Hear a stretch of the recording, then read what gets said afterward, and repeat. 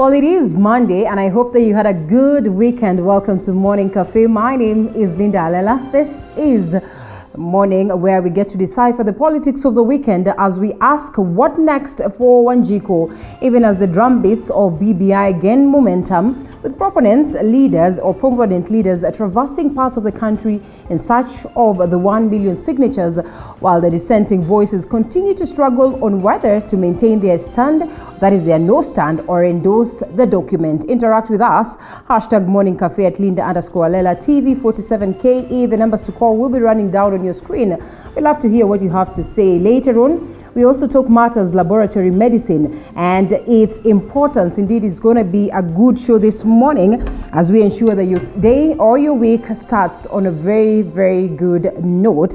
As always, we take a look at what is happening in the world of news, and I'm here to ensure that you are updated. So we kickstart with matters BBI, like I started by saying, and ODM leader Raila Odinga has reiterated that the Ship on the Building Bridges initiative sailed off when the collection of signatures was launched, and that there is currently no room for fresh views that will be accommodated. Odinga says currently, as it stands, the document has been published and any other views will wait until next amendment to the Constitution. Speaking in Mombasa, Odinga said that those who have a diversionary opinion about the BBI have a democratic right to do so, maintaining that he and the president will continue going round educating Kenyans about the report.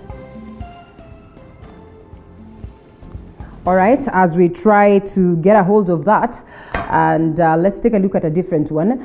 The BBI signature collection exercise has kicked off in several parts of the country. Here in Nairobi, several leaders drawn from ODM and Jubilee parties, led by ODM Secretary General Edwin Sifuna, asked Deputy President William Ruto to make clear his stand on the BBI report as the country gears up for a possible referendum. ODM and Jubilee party leaders have launched the collection of signatures in Nairobi to amend the constitution. Speaking in Nairobi's Dagoretti area, the leaders claim that the constitutional amendments will get rid of tribalism in the country. Ukabila pia imezidi. Kuna watu wengine hata kama amesoma akipeleka barua yake wakiangalia tu jina wanaweka kando. Wananchi vijana wengi hapa wanaanza kuumia. They can't get employment na madigrii imejaa. Kwa hivyo hii vitu mbili inataka iwe sorted out na BBI inamaliza hiyo kitu. Kitu cha muhimu ni kuhakikisha kwamba Wakenya wanaishi kwa amani na kwamba tuna nchi ambayo tunaweza kujivunia sisi sote. Kina Musalia wakuje, Kalonzo wakuje, wasaidie bwana Prime Minister Raila. Huyu mzee ameumia jamani. Hii miaka yote so mpatie hata hii miaka 5. They, however, criticized Deputy President William Ruto for his indecisiveness and mixed signals on the BBI report, claiming that some of the issues that Ruto was opposing are still in the report. Sasa leo ndio wamekubali ati hivyo vitu ni vitu vizuri. Tulipokuwa kule Bomas, jamaa kaamka anajaribu kutulecture hapo. Sisi wenyewe ndio wenye kuandika hii document bwana. Utatufunza sheria gani? Na tumeshukuru sana, amesema anataka kusupport. Sasa tunataka kumuona akienda akiweka saini, lete watu wote watangatanga waeke saini ili Kenya yetu tuweze kwenda mbele. Wakati mnakatiana na msichana mumependana, siku ya kwanza akikwambia anakuja kejani, yeye bora amekuja bwana. Ameingia ndani ya nyumba, wewe mwenyewe ushafunga mlango. Hata akikwambia hata kalia kitanda ati atakaa kwa kiti, hiyo ni shauri yake, si yako ndani. Sasa hawa jamaa wamekuja juzi hawa. Sisi hatuna shida nao. Sisi hatuhitaji kuwa na document ambayo iko na upinzani. Lakini hakuna mchezo ambao unakuanga mzuri wakati kuna upinzani.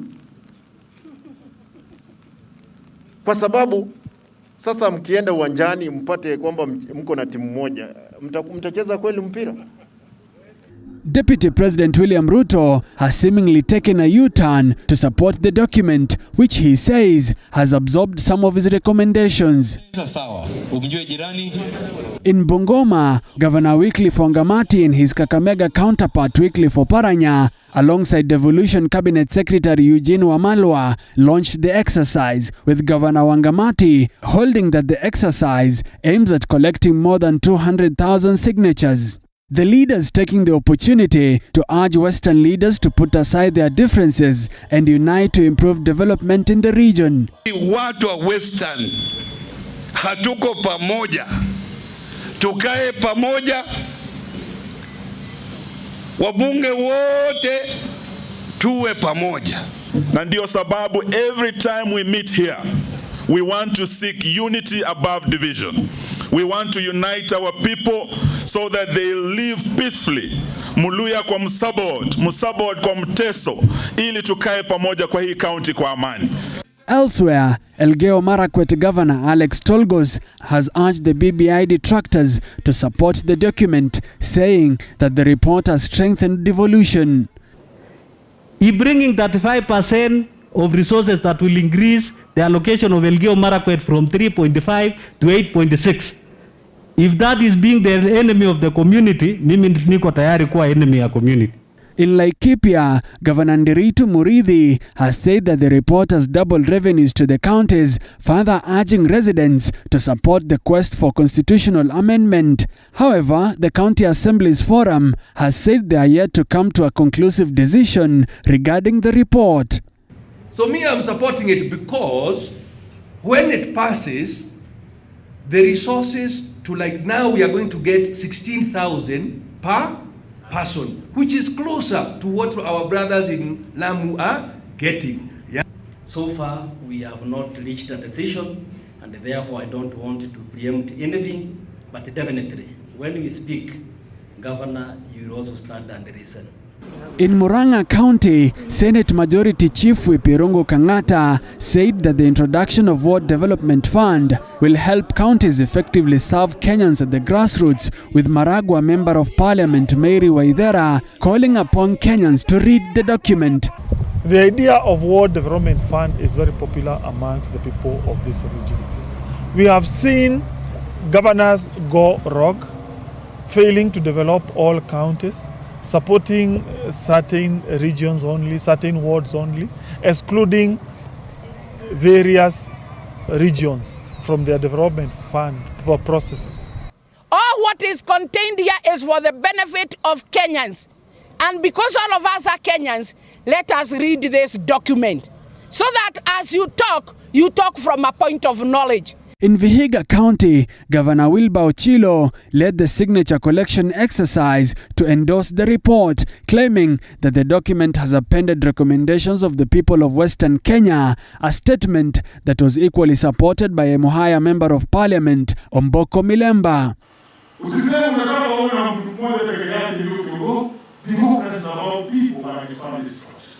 Kibra Member of Parliament Imran Okoth has said that the BBI politics need to be concluded as soon as possible to focus on other critical issues affecting Kenyans. Hii shughuli iweze kufanyika kwa haraka na tuende kwa mambo mengine. Hatuwezi baki katika mambo moja ya BBI kila mwaka. Mambo wa Kenya wanataka mambo mengi. Sasa hivi wameathirika na corona. Tunataka tuone vipi wanaweza saidika kiuchumi na vile vile kimaendeleo. The signature collection exercise is expected to end next week with a target of collecting more than 4 million signatures. Musa Salah, TV47. Still on the BBI, a section of politicians and activists under the Linda Katiba movement have expressed their opposition for the BBI report. The lobby group has accused President Uhuru Kenyatta and ODM party leader Raila Odinga of personalizing the Building Bridges Initiative BBI process. With the launch of the BBI collection signatures in various parts of the country, a group dubbed Linda Katiba Movement, a civil society group comprising of political leaders and activists, has opposed the document, which aims at amending the 2010 Constitution. The group accused President Uhuru Kenyatta and ODM party leader Raila Odinga of personalizing the Building Bridges initiative process for political reasons. Which they told us was a people's initiative, and we contest that because a people's initiative, by the very phrasing, people's initiative, cannot come from the state, cannot be organized using public resources and using state machinery. They have also noted that the BBI amendment initiative process is a culmination of a counter-reformist agenda. So if they really care about this country, Raila Odinga and Uhuru Kenyatta, we have the Waki report, implement it. We have the Kriegler Commission report, implement it. We have the Truth, Justice, Reconciliation report, implement that. We have the Nungu report, implement that. We have enough reports that if implemented, this country would go forward. This BBI thing is not a yes, no about certain clauses in the Constitution. It is a political project to restore a system that certain people in power who are beneficiaries of that system prefer to a democratic, accountable government where leaders are subject to rule of law. Meanwhile, religious leaders from Bungoma County have faulted the ongoing collection of signatures before distributing the BBI copies to Kenyans. Hakuna haja tulazimishe kwamba lazima watu waweke signature. It is unfortunate kwamba signatures zimeanza kusanywa na bado kuna watu hawajasoma. Jambo hili si sawa.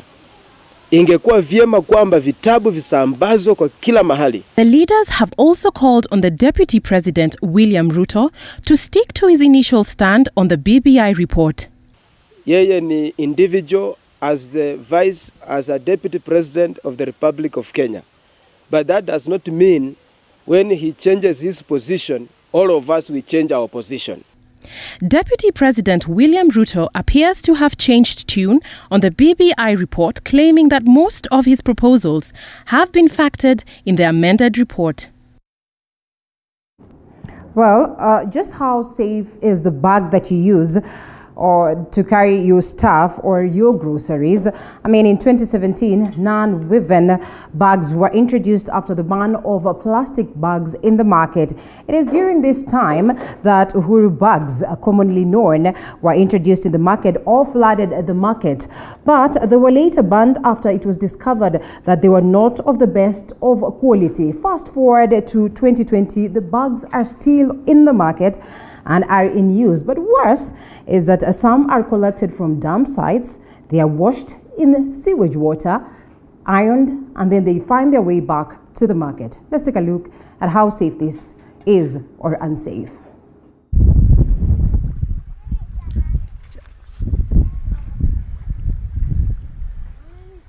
These women are busy at work.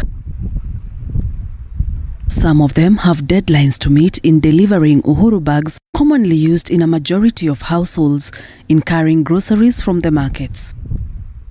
The women are oblivious of the dangers they are exposing themselves to, but at the same time, they are exposing you to the poisonous bags. Their typical days start from different dump sites in Kayole, Dandora and Huruma estates, where they collect the already used non-woven bags. The bags are then washed with the Nairobi River water, which is a concoction of raw sewer water and poisonous chemicals directed in the river. Afterwards, the bags are dried, pressed, sorted and arranged according to different sizes. They are now ready to be delivered to their clientele, who are mostly from Marikiti, Mudhurwa markets and along busy streets in the capital. Hizi ni hot cake huko. Tunapelekanga huko Mudhurwa, Marikiti huko. Let me hope ile bei utanuzia hapa si ile. Labda hata bei yako iko chini ama sijui kama iko juu ama iko chini, I don't know. Lakini ukitaka sinyoroshwe si mimi nilinyorosha, ni kijana wangu. Amefanya vizuri. Bado haijanyoroshwa. Inakaa kama imepigwa pasi. Ndio sasa nikikaa chini naweza kunyoroshea mzuri, si mimi nilifanya hii kazi. One of the women washing the bags in the toxic river is Evelyn Wairimo, who would later sell the bags to one of our team members. Mimi sijui vile mliongea. Tulikuwa tumeongea 5. Size gani? Hiyo. Size hii? Haina shida. Na hiyo ndogo. Sasa hiyo ndogo ndio sijui. Sasa zinojisikia niambie ndio utapiga biashara na wewe. Inaweza kuwa 3 bob. 3? Ama nisikufinyirie inaweza kuwa na 2 bob. 2 bob. Kwa sababu at least mimi lakini iko na process, usione ati ni kazi rahisi. Najua. Si unajua sasa kunyosha utanyosha na kapasi. Haijasiguswa na pasi. Hiyo ina nini? Unaona ukishika nini? Ukishika kona na kona. Ni vile hata nikipatia mtu mwenye sinanyoroshwa sinikushika kona na kona hivi. Alafu unanyorosha. Inakuja straight kabisa. Hata unaweza fikiria imekujwa nini? Imepigwa pasi. Pasi hapana. Ukisema pasi sita unaona ni kepesi. Kaini sana. Inachomeka. Sasa utu kidogo unafanya aje? Sasa utu unachukua mpaka huko. Nataka all sizes. Si utanimalizia. Utamalizia customer sababu unataka mingi. Nataka mingi. Sasa huyu jamaa napelekea. Kama niambia niangalie zikiwa ready tu nimpigie, aniwekee doa alafu nikujie. Kai. Sasa itakuwaje? Si unipe nafasi yake nianike hizi, nikuja nijipange. By saa 10 zinaweza kuwa poa. Saa 10? Sinaweza kuwa poa. Health-wise, it is very hygiene, and the ideal thing that they want to do is to do these things in an hygiene way. They can get clean water, sterilize these things, dry them properly, so that they don't transmit contamination to other people. The National Environment Management Authority, NEMA, banned the use of nonwoven bags, which were introduced in August 2017 after the ban on plastics. At first, the nonwoven bags were deemed to be eco-friendly, but the market was flooded with low-quality versions. Failure to comply would attract a fine of not less than 2 million shillings and not more than 4 million shillings, or imprisonment of a term not less than 1 year, but not more than 4 years or both. Hata vizuri umezipanga na size yake. Sisi tunapaka na size. Hata ni rahisi kuzihesabu sasa. For now, the business of selling the toxic Uhuru bags continues. Sharon Baranga, TV 47. Wacha na huyu jamaa nitumie tu pesa kama justaki anikok. Nataka nione uko na bag mzuri sana. Well, certainly a worrying trend right there. Thanks, Sharon, for the same. It is now time that we take a short break and we are going to come back with the newspapers.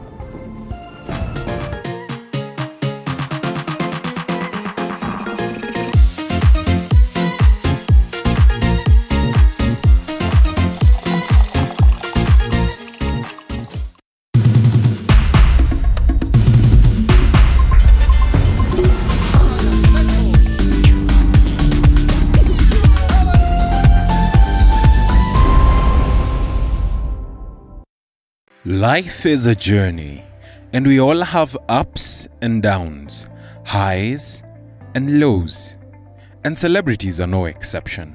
Do you know I couldn't pay rent? Do you know there's a time I went 3 days without food? If you read my book, I ate Colgate for dinner. On Coffee with Mbuvi, we get up close and personal. Nilizaliwa hivyo. Yes. Mimi sijawahi ona. We have candid conversations that are inspiring. Na acha nikwambie mtu mmebarikiwa na mlikuwa nyote mko kwa line, mko kwa foleni. Huyu akibarikiwa si ametoka, bado foleni nasonga. Wewe ni next. Humorous. This is going to be the craziest interview ever.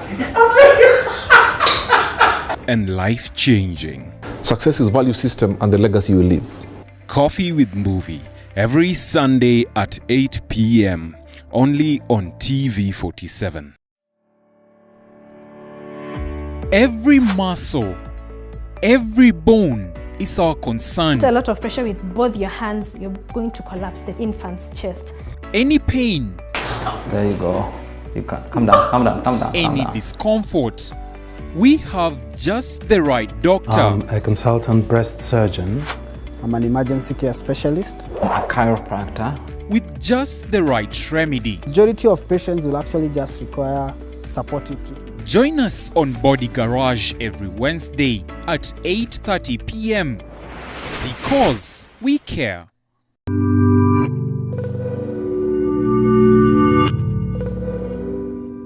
How do you like your meals?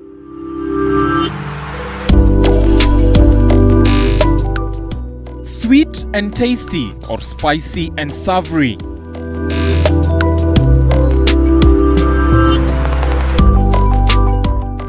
On the Throwdown, we bring you our chef of the day. He gives you ideas on how to make amazing meals from the comfort of your home.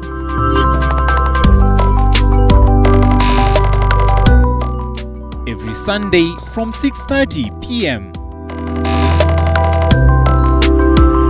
Life is a journey, and we all have ups and downs, highs and lows, and celebrities are no exception. Do you know I couldn't pay rent? Do you know there's a time I went 3 days without food? If you read my book, I ate Colgate for dinner. On Coffee with Movie, we get up close and personal. Nilizaliwa hivyo? Yes. Mi sijawahi ona. We have candid conversations that are inspiring. Na acha nikwambie, mtu mmebarikiwa na mlikuwa nyote mko kwa line, mko kwa foleni. Huyu akibarikiwa si ametoka, bado foleni nasonga. Wewe ni next. Humorous. This is going to be the craziest interview ever. And life-changing. Success is value system and the legacy you leave. Coffee with Movie, every Sunday at 8 p.m. only on TV47. Every muscle, every bone is our concern. A lot of pressure with both your hands, you're going to collapse the infant's chest. Any pain. There you go. You can calm down, calm down, calm down. Any discomfort. We have just the right doctor. I'm a consultant breast surgeon. I'm an emergency care specialist. A chiropractor. With just the right remedy. Majority of patients will actually just require supportive treatment. Join us on Body Garage every Wednesday at 8:30 p.m. because we care.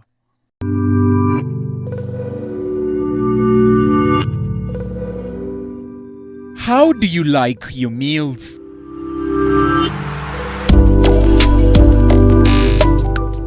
Sweet and tasty or spicy and savory?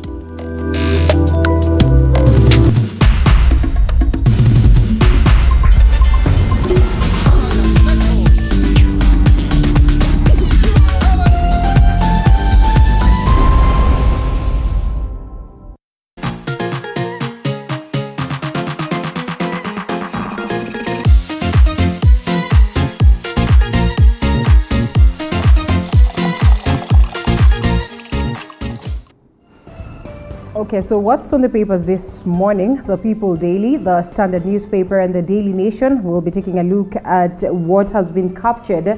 Welcome on board, and joining me for the same is Eric Regalo. Good to have you. Thank you. Helps me out to analyze on the papers, and we start off with what is on the Daily Nation.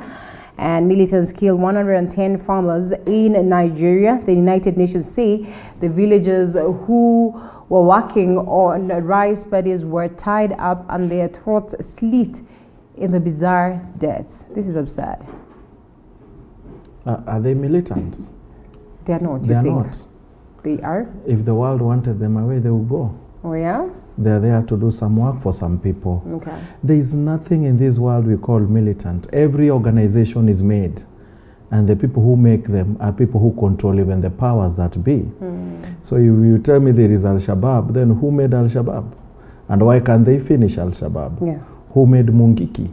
Because they just can't wake up and make themselves. Reason, we have intelligence all over. We have international intelligence. So these militants, who funds them? What work are they doing? That's why Congo is where they are today, very poor. Because some countries made militants in that country so that they use instability to take away their resources and the Congolese are always poor, while the Belgians are always rich. And who tells you they are militants?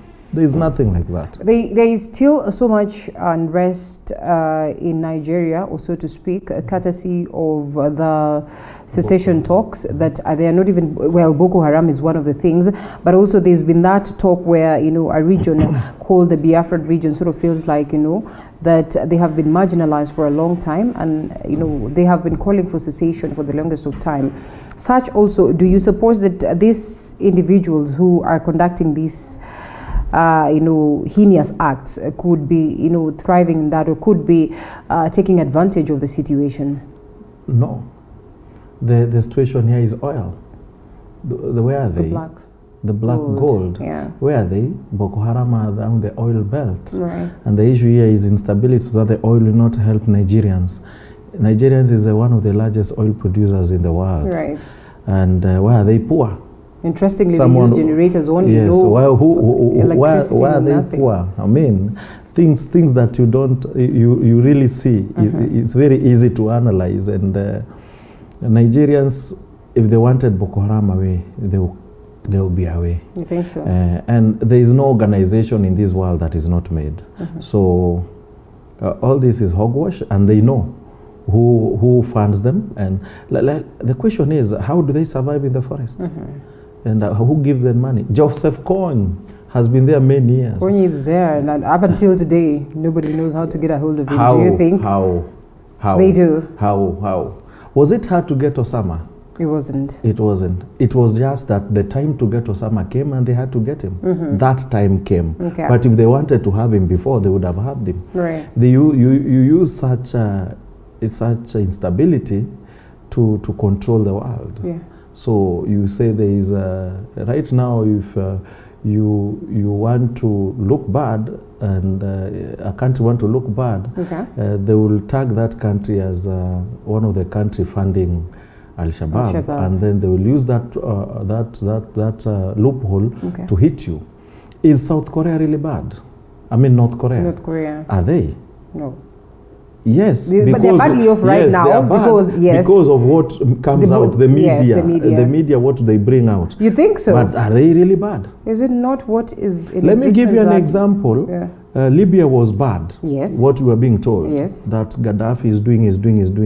After Gaddafi left, it is worse. It is worse. Right. Now people remember Gaddafi better. Right. They say, "Oh, I wish we had free education, free nini.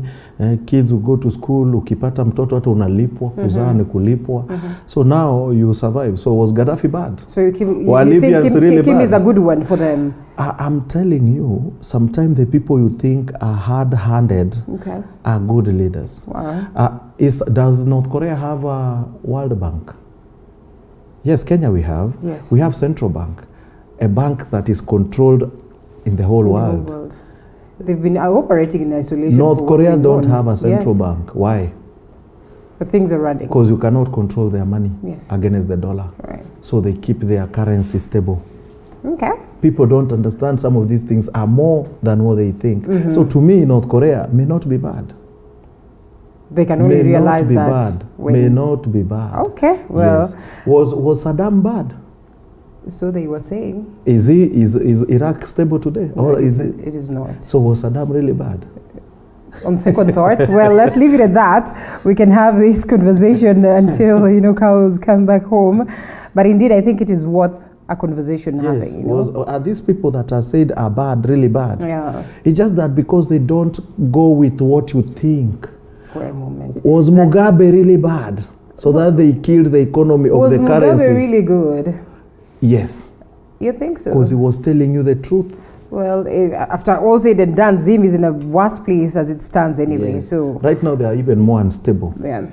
Even before Mugabe was better. Okay, well, let's leave it at that. We might forget that we are here to analyze the papers and delve into a different, conversation altogether. But here we are, and back at home, Ruto calls crisis talks over BBI. And if you take a look around, you realize that almost all the papers are speaking about the BBI and are speaking about Ruto in particular. So change of heart amid reports of emergence of two opposing camps of his allies, the DP is on Wednesday scheduled to meet select leaders in a bid to explain his position on the recently launched bill to amend the 2010 Constitution. A story captured on page 4, a story that we'll also be pondering on later on. And he says it is his constitutional duty to assist his boss, the president. And it says we have made improvements to BBI post-Bomas, now working on consensus for Kenyans to have the real choices, contrary to what Right Honorable Raila Odinga says. Ruto is a master. Okay. He's a master chess player and he's getting it really right. What do you mean he's a master? I think it should be the Daily Nation or the Standard newspaper. Oh, that speaks of a Ruto who's cornered. Yeah, them they will say that. But you think it is not the case? He who pays the piper calls the shots. shots. We know where the Standard comes from. And I would tell you, Ruto is not cornered. Okay. I'm ODM. I keep saying that. And honesty must be said. Yeah. Ruto is good. Ruto was selling BBI as anti the public. Yes. The public means their economy. I would still come back to economy part, but let me handle this.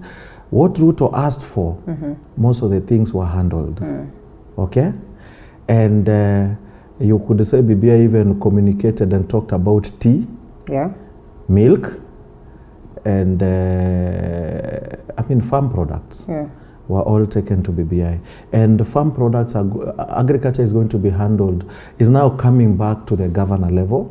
It is what we call, it is going to be devolved. Okay. Meaning at the level, the lowest level, they are going to control the agriculture and many other things. So what is coming back to say is that I told you I was going to work for you and to help you. Yeah. And agriculture has come to your level. Okay. Have I not done it? He has. He has. To be honest, he has. All right. And what is going to happen? He's going to sell as pro wananchi. And he's going to win hearts. Ruto is a master. Let's just be honest. Okay. However much you like him or hate him, me, I will never vote him as a president. But with this one, he won. With this one, he won, you think? He did. All right. The only part of BBI that I'm finding hard to understand is how we'll have 647 members, 645 members, something like that. Both Senate representing us and the National the Assembly. National Assembly. 180 nominated women. I just don't get it. Okay, I'm not against women, but 640 something. Yeah. We know that they get around 800 to a million, 1 million salary. We know that they have house allowance, house mortgage going to up to 40 million. Yeah. They have 1 million lowest of mileage allowance.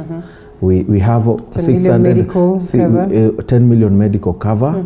We have one every person, so we have 640 something drivers.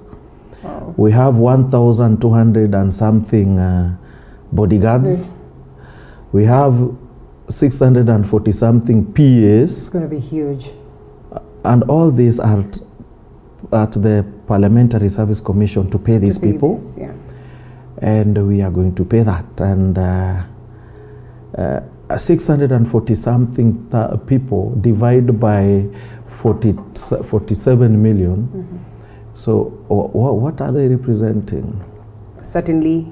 Kenya is we're rich. Not quite huge no, enough. Kenya is very rich. Yeah. Kenya is extremely rich, and Kenyans are signing. They should read fast. Well, okay, it is important. I would tell Kenyans, sign the last day. Take your time to understand. I've not signed. Until not yet. The last day is almost out. We're talking about a week, and the launching was done somewhere on Thursday, I think. Thursday, Wednesday. I will sign Wednesday or not sign. Okay. Because I have a phone and I can download that Nini app and sign or not sign. But so far, far so good. You can tell the numbers are quite huge. Let them sign. People who are signing without having read. No, people are just signing because the book is there. I think the most important thing is whether it's going to take us to a yes or no vote. And then in that case, the sobriety of a Kenyan is needed. Have you ever realized that many people who vote against something are always right? Oh, yeah? Yes, because those people vote honesty. When you find people queuing for something, be very careful. And that's why the Englishman said, when you see the deal is too good, you better think twice. Think twice. Okay, let's... So, the other part is, do you know they removed the Health Service Commission? Do you know it's not there totally? Yes. In total. Oh, the revised one. Yes. And do you know that hurts a lot? Why does it? It hurts because it was for Kenyans. It was for the medics and Kenyans. Actually, they removed it.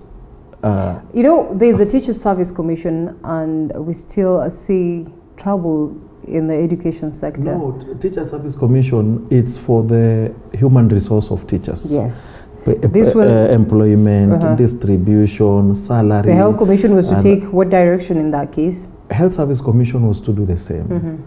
Well, and I told you that you'll find some people in some county paid better than others, but you're in the same cadre, the same level. Yeah. But those guys' job group went up. You as Bado in a struggle, and many other things. But if health is left at that, we are saying it's okay. We will survive this thing. We'll just survive it. All right, hold it right there. We'll be talking matters health as we proceed, because I know there's a story on that. But away from it, transport chaos fears as matatus leave the CBD.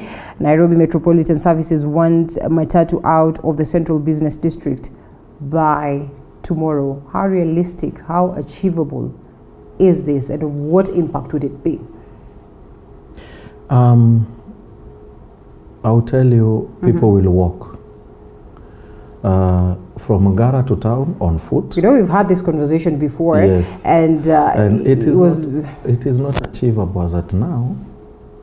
What we would have done, we would have made rails into town. Go to Durban, South Africa. Durban, the main stage. The main stage in the Durban city. You have a train inside the stage. Yeah. Okay? When you go to airport, you have a train inside the airport. It's called the GAU train. When you go to KwaZulu Natal, GAU train carries people from the airport to the city, to other cities. Okay. The other rail goes inside the matatu terminus. Just the way railway it is, then carries people into or out of the city. We would have had railway inside GPO. Actually, GPO was a railway station, Kitambo. Oh, yeah? Yes. Kitambo, you read your history, you will find GPO was a railway station. It was not what it is today. And why did we remove the railways? I don't know. I wasn't born by then. They know why. But it was a wrong idea. We should have a railway running to GPO. Okay. And many other places in the city, so that it can bring people in and out. All right. That one will work. Secondly, why it will not work? You do this to decongest town. Are you decongesting town or congesting other parts of town? So, give an example. Ngara, no, past Guru Nanak as you're going down, past Guru Nanak, Park Road, yes. That becomes a terminus all the way.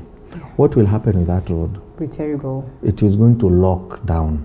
And that is one of the main roads that actually decongest the roads at Pangani going into town. The one that passes through Starehe. Yes. The main road. So it congests by these other ones. So what will happen? That other road is going to clog. Jammed up. Yeah. It's going to clog. Are we really doing anything to help Kenyans?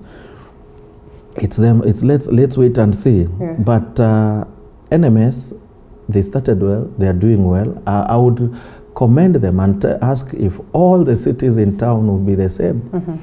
And Nairobi and Mombasa and Kisumu will be managed by a service other than political players. That would be very good. Or major towns we have like Eldoret and even Nakuru. Yeah. That one will be very good. Very, very good. Because politicians actually what they do is politicking and looking at how to win votes. Okay. That thing else. Well, speaking of NMS and how well it has done, the embattled Nairobi Governor Mike Sonko briefly his lobby fails to stop oyster bid. He's not going to win this one. He's won many wars. This one he's going. He's not a man with 9 lives. Actually, he's not going to survive the Senate still. He's a guy on the lynch right now. Okay. Atakatwa. Hii kisu haipiti. Haipiti. You think so? Anakatwa.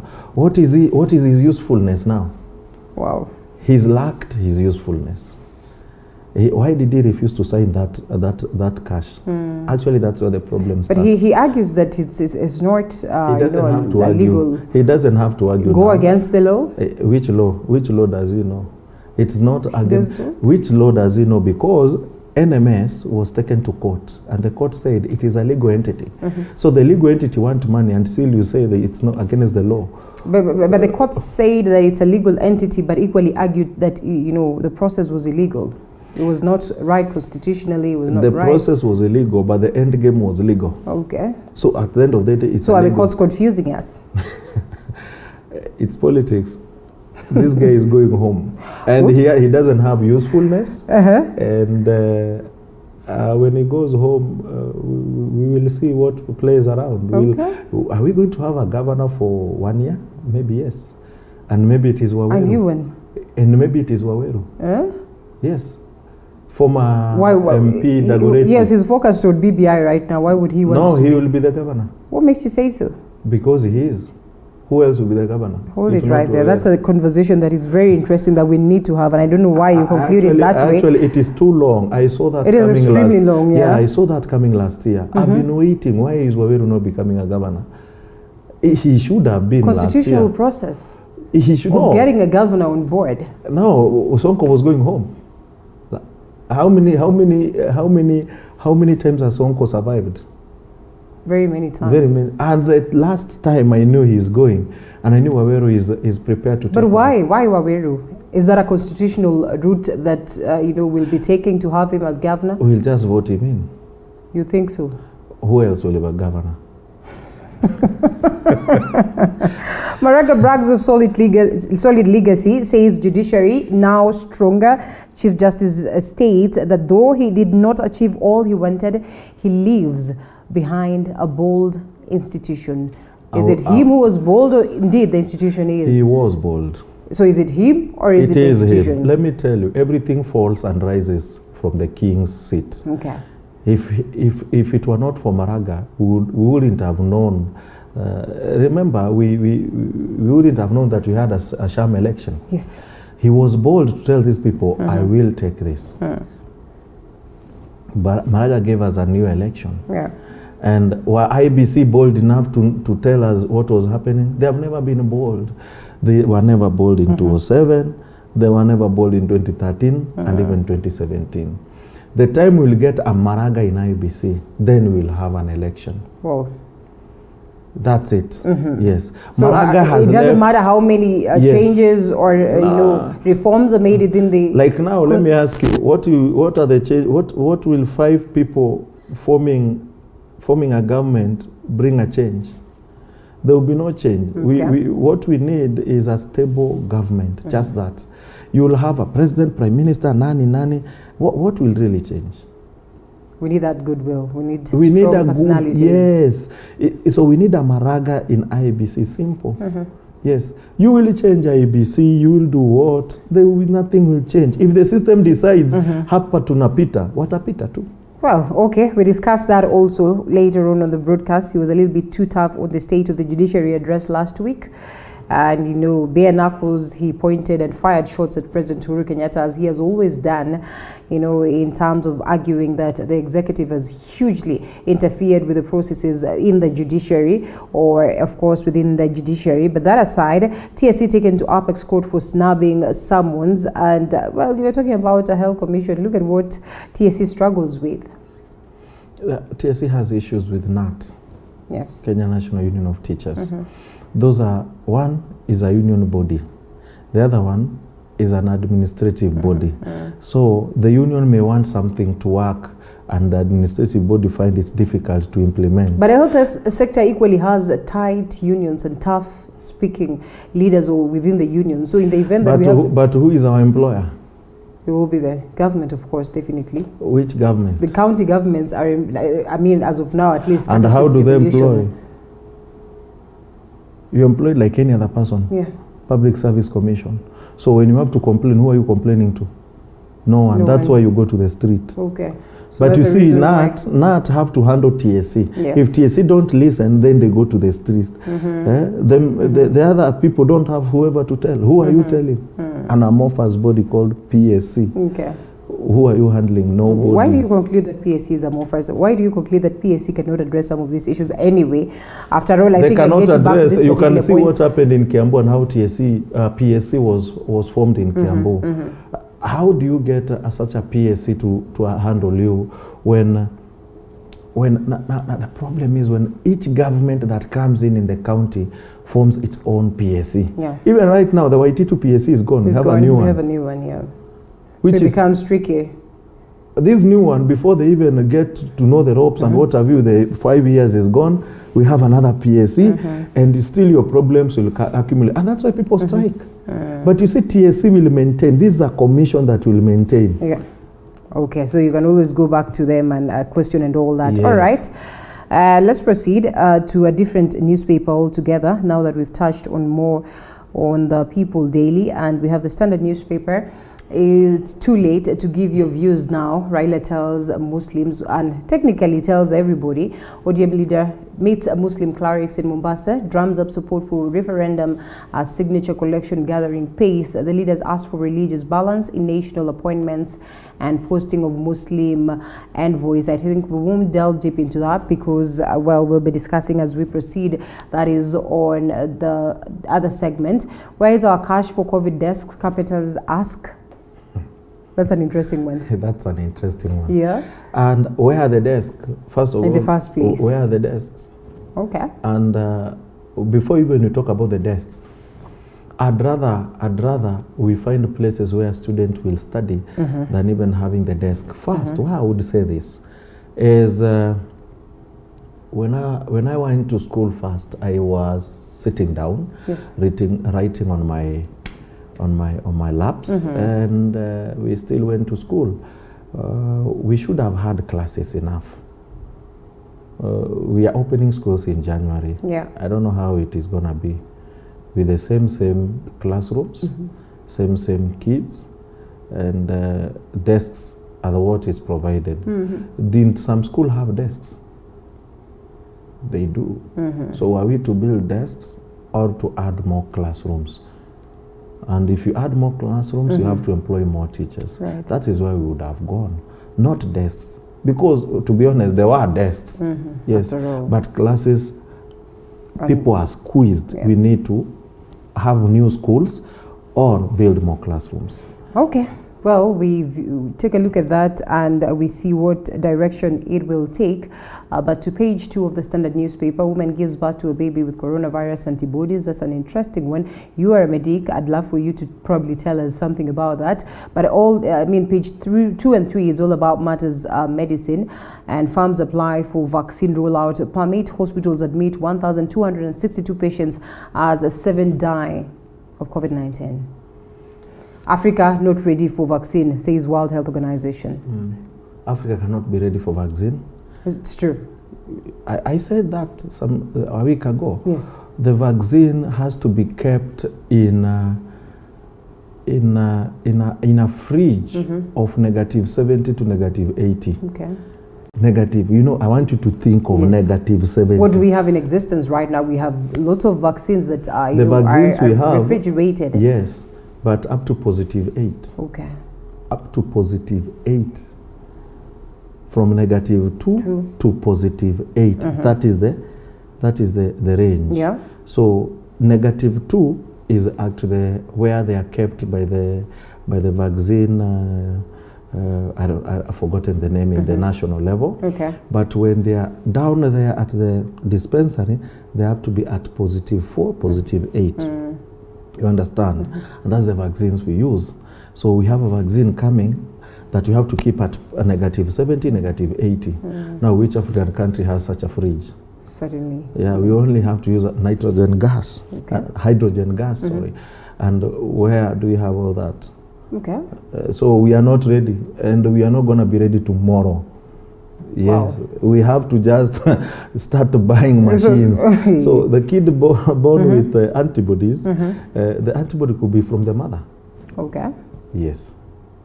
The antibodies could be from the mother, and they can seep through during birth. Okay. Okay? During birth, when the placenta is separating from the body of the uterus, some antibody can seep through. There's usually some minimal blood that can seep through the placenta into the body of the baby, so the baby can get the seeping through to its body. So yeah, the baby can be born with antibodies. That's a good one for them. That's a good one for them. You understand? Yes. But the baby cannot get sick of corona in utero. Right. It's almost impossible. The God protected all humans from any harm whatsoever. And that's actually a question that very many people keep asking. From what any happens harm whatsoever. Yeah. You can have HIV, the baby will not have HIV in uterus. Nice. But can get HIV at birth. The process at birth. Yes. Because of blood seepage. Yes. So that's why you have to be very meticulous when you're doing such things. And that's why people have to be really, really trained.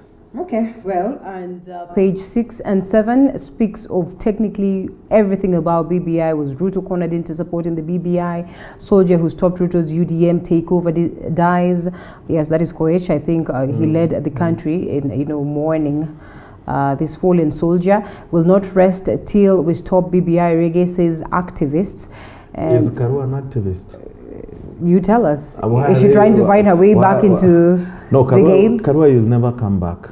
You think so? She lost in 2007 election. That was the end of her political career? When I see Karua, I see the 2007 election. That's nothing else I see. Wow. She hurt many people. Oh, yeah? Yes. And she will make noise. Let newsrooms and newspaper give her air. But to be honest, Karua will never come back. Yes. Why? What is she standing for? She was the Minister for Justice. Remember the word? She was a minister. First word was... There are a couple of people who are actively involved, so to speak, what is being said. And we have them. But Karua was sitting in the seat of justice. Minister for Justice and Constitutional Affairs. What is justice? She would have... Do you suppose she would have awarded the people justice? No, justice is being in the middle and saying the truth and standing by the truth. She did not. It doesn't matter which side gave her a job, she would have done that. She refused to do that and went on one side. She lost justice and she lost favor in many people's eyes, plus my eyes. I see Karua, I see 207. Let's overlook that one and cross over and come back to the Daily Nation, because we'll open a Pandora's box and another conversation altogether. Time would not allow us to. In this country. All right, the Daily Nation revealed scandal of 500,000 ghost pupils. Taxpayers have been losing billions of shillings every year after head teachers and corrupt education officials seeking to line their own pockets. Inflated enrollment numbers used by the government to disburse funds for free primary education program. That's not news. Oh yeah, it is actually not news. It's not news. Why would I ask that? Why would an MP earn 800,000 a month and get 1 million allowance for vehicle, and get 40 million mortgage house, 10 million house allowance? Is that not stealing or reaping from us? Why would you give someone so much and then you expect me not to see some loophole and eat? Yeah. Let's just be honest. When you talk about ethos, national ethos tells you now tujiangalie na tujikubali na to understand. Those MP should earn 200,000. 200,000 is enough, trust me. 200,000 in this country. Actually, you're doing very well. Yeah, there's some people who were talking of, the change of matters constitution. Theirs was called Ondoa Garama. And the argument was that we should actually make this a very cheap affair. So at least people might think twice or should think twice before taking that direction. These people should earn 200,000. Yeah. Okay?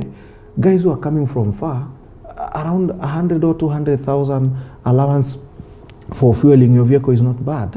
Okay, just make sure things are manageable. At 1 million is a package, but now you find an MP 40 million. Why would you get 40 million mortgage? Why? I mean, I enter today, you give me 40 million. But don't you think it's also an undoing of the society? Because you can imagine if you're a member of parliament and then you are out, you probably are not elected again, and you find your way back into the society, and you become a laughing stock in the event that you probably live a miserable life. So once people get into power, they try all means possible. Was Shikuku a laughing stock? No, Shikuku aliishi pale Eastlands. Miaka nrudi. Now people knew Shikuku ako hapa, and people respected Shikuku. You know, it depends on what you mean by laughing stock. Shikuku people knew is a Shikuku people Shikuku respected. Wasn't badly off. No, badly off because alipeleka watoto wake shule. He was not wealthy. To be honest, he was not a wealthy man. He was he was a guy who was surviving like me, but he was a respected man. These people are not respected. So if I hear 500,000 ghost people, I'm not shocked. Wow. I'm not shocked because the society is also looking at teachers to develop themselves. Where will they get all the other money? I mean, I'm not sure. So ethos should be checked. Okay. And this is telling us we have a rotten country. Yes, indeed. And of course, so much happening here. Black November as COVID deaths spike in BBI referendum contest. It is 2010 all over again. And what is happening, of course, in the United States, he won for a moment. Trump alludes to defeat. And Matungu, Member of Parliament's last moment, as you can see right there, captured. Time will not allow us to go into this, but we say thank you so much for that. We're going to just talk about it has to be 30 just 1 seconds. second. 30 seconds. How was Matungu MP buried? With all the pomp and color being brought to Lee funeral after dying in Mumias. Now he's brought. How was he buried? By the locals. MPs, respect your locals. Oh, yeah. They are the people who will bury you. Yeah. Where were the big people who he was running with? They were not there to mask their faces to say goodbye. He was buried by ule mutu wa kuchunga ng'ombe ndiye alichimba shimo. The voter. But let me tell you, the person unadharau, do you know who nani anachimbanga mshimo? Wale watu wamedharauliwa kabisa ndio unachimbanga. Wale wanakuja na masuti na Mercedes awashikangi jembe. Usidharau. Usidharau indeed, and that's where we get to wind up this segment of newspaper review. We cross to a different one altogether after this short break. Thank you so much, Eric Regalo. Thank you.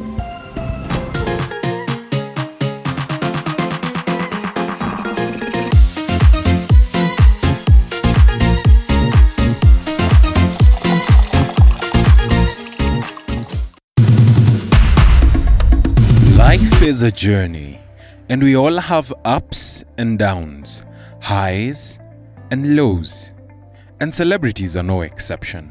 Do you know I couldn't pay rent? Do you know there's a time I went 3 days without food? If you read my book, I ate Colgate for dinner. On Coffee with Movie, we get up close and personal. Nilizaliwa hivyo. Yes. Mimi sijawahi ona. We have candid conversations that are inspiring. Na acha nikwambie, mtu mmebarikiwa na mlikuwa nyote mko kwa line, mko kwa foleni. Huyu akibarikiwa si ametoka, bado foleni inasonga. Wewe ni next. Humorous. This is going to be the craziest interview ever. And life-changing. Success is value system and the legacy you leave. Coffee with Movie, every Sunday at 8 p.m. only on TV47. Every muscle, every bone is our concern. A lot of pressure with both your hands, you're going to collapse the infant's chest. Any pain. There you go. You can calm down. Any discomfort. We have just the right doctor. I'm a consultant breast surgeon. I'm an emergency care specialist. A chiropractor. With just the right remedy. Majority of patients will actually just require supportive treatment. Join us on Body Garage every Wednesday at 8:30 p.m. because we care.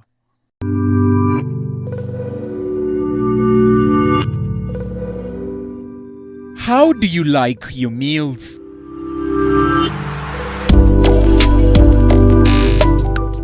Sweet and tasty or spicy and savory?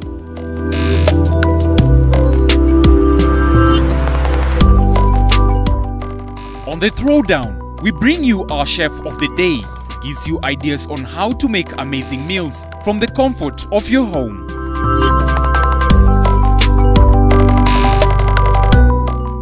Every Sunday from 6:30 p.m. Life is a journey, and we all have ups and downs, highs and lows, and celebrities are no exception. Do you know I couldn't pay rent? Do you know there's a time I went 3 days without food? If you read my book, I ate Colgate for dinner. On Coffee with Mbuvi, we get up close and personal. Nilizaliwa hivyo. Yes. Mimi sijawahi ona.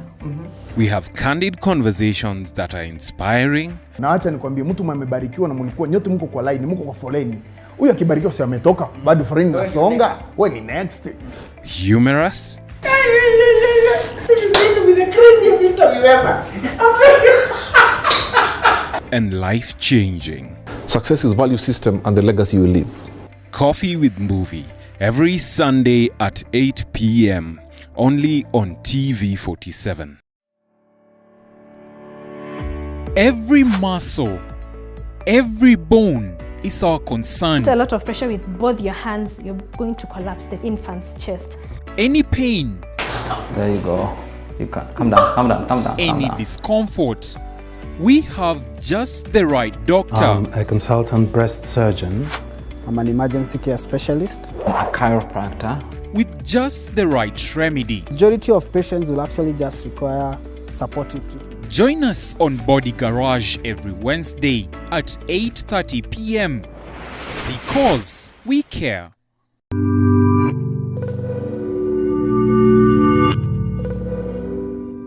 How do you like your meals?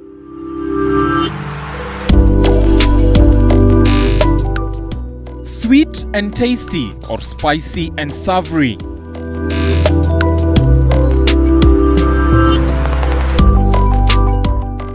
On the Throwdown, we bring you our chef of the day. Gives you ideas on how to make amazing meals from the comfort of your home.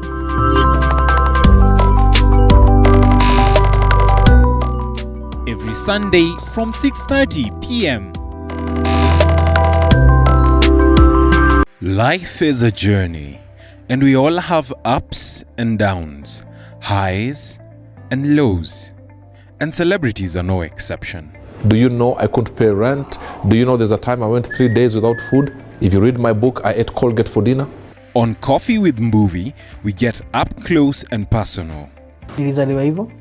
Yes. Mimi sijawahi ona. We have candid conversations that are inspiring. Na acha nikwambie, mtu mmebarikiwa na mlikuwa nyote mko kwa line, mko kwa foleni. Huyu akibarikiwa si ametoka, bado foleni inasonga. Wewe ni next. Humorous. This is going to be the craziest interview ever.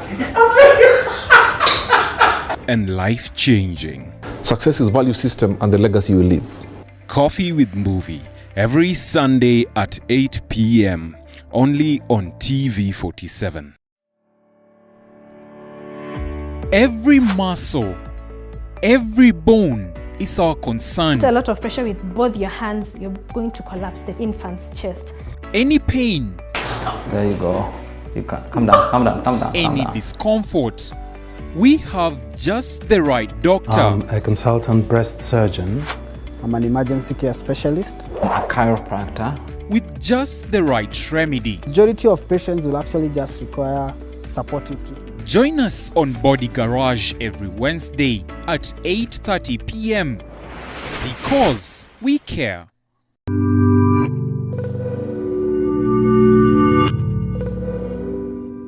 How do you like your meals?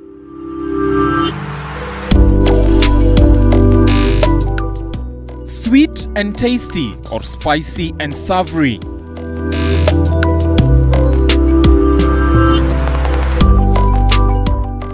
On the Throwdown, we bring you our chef of the day. Gives you ideas on how to make amazing meals from the comfort of your home.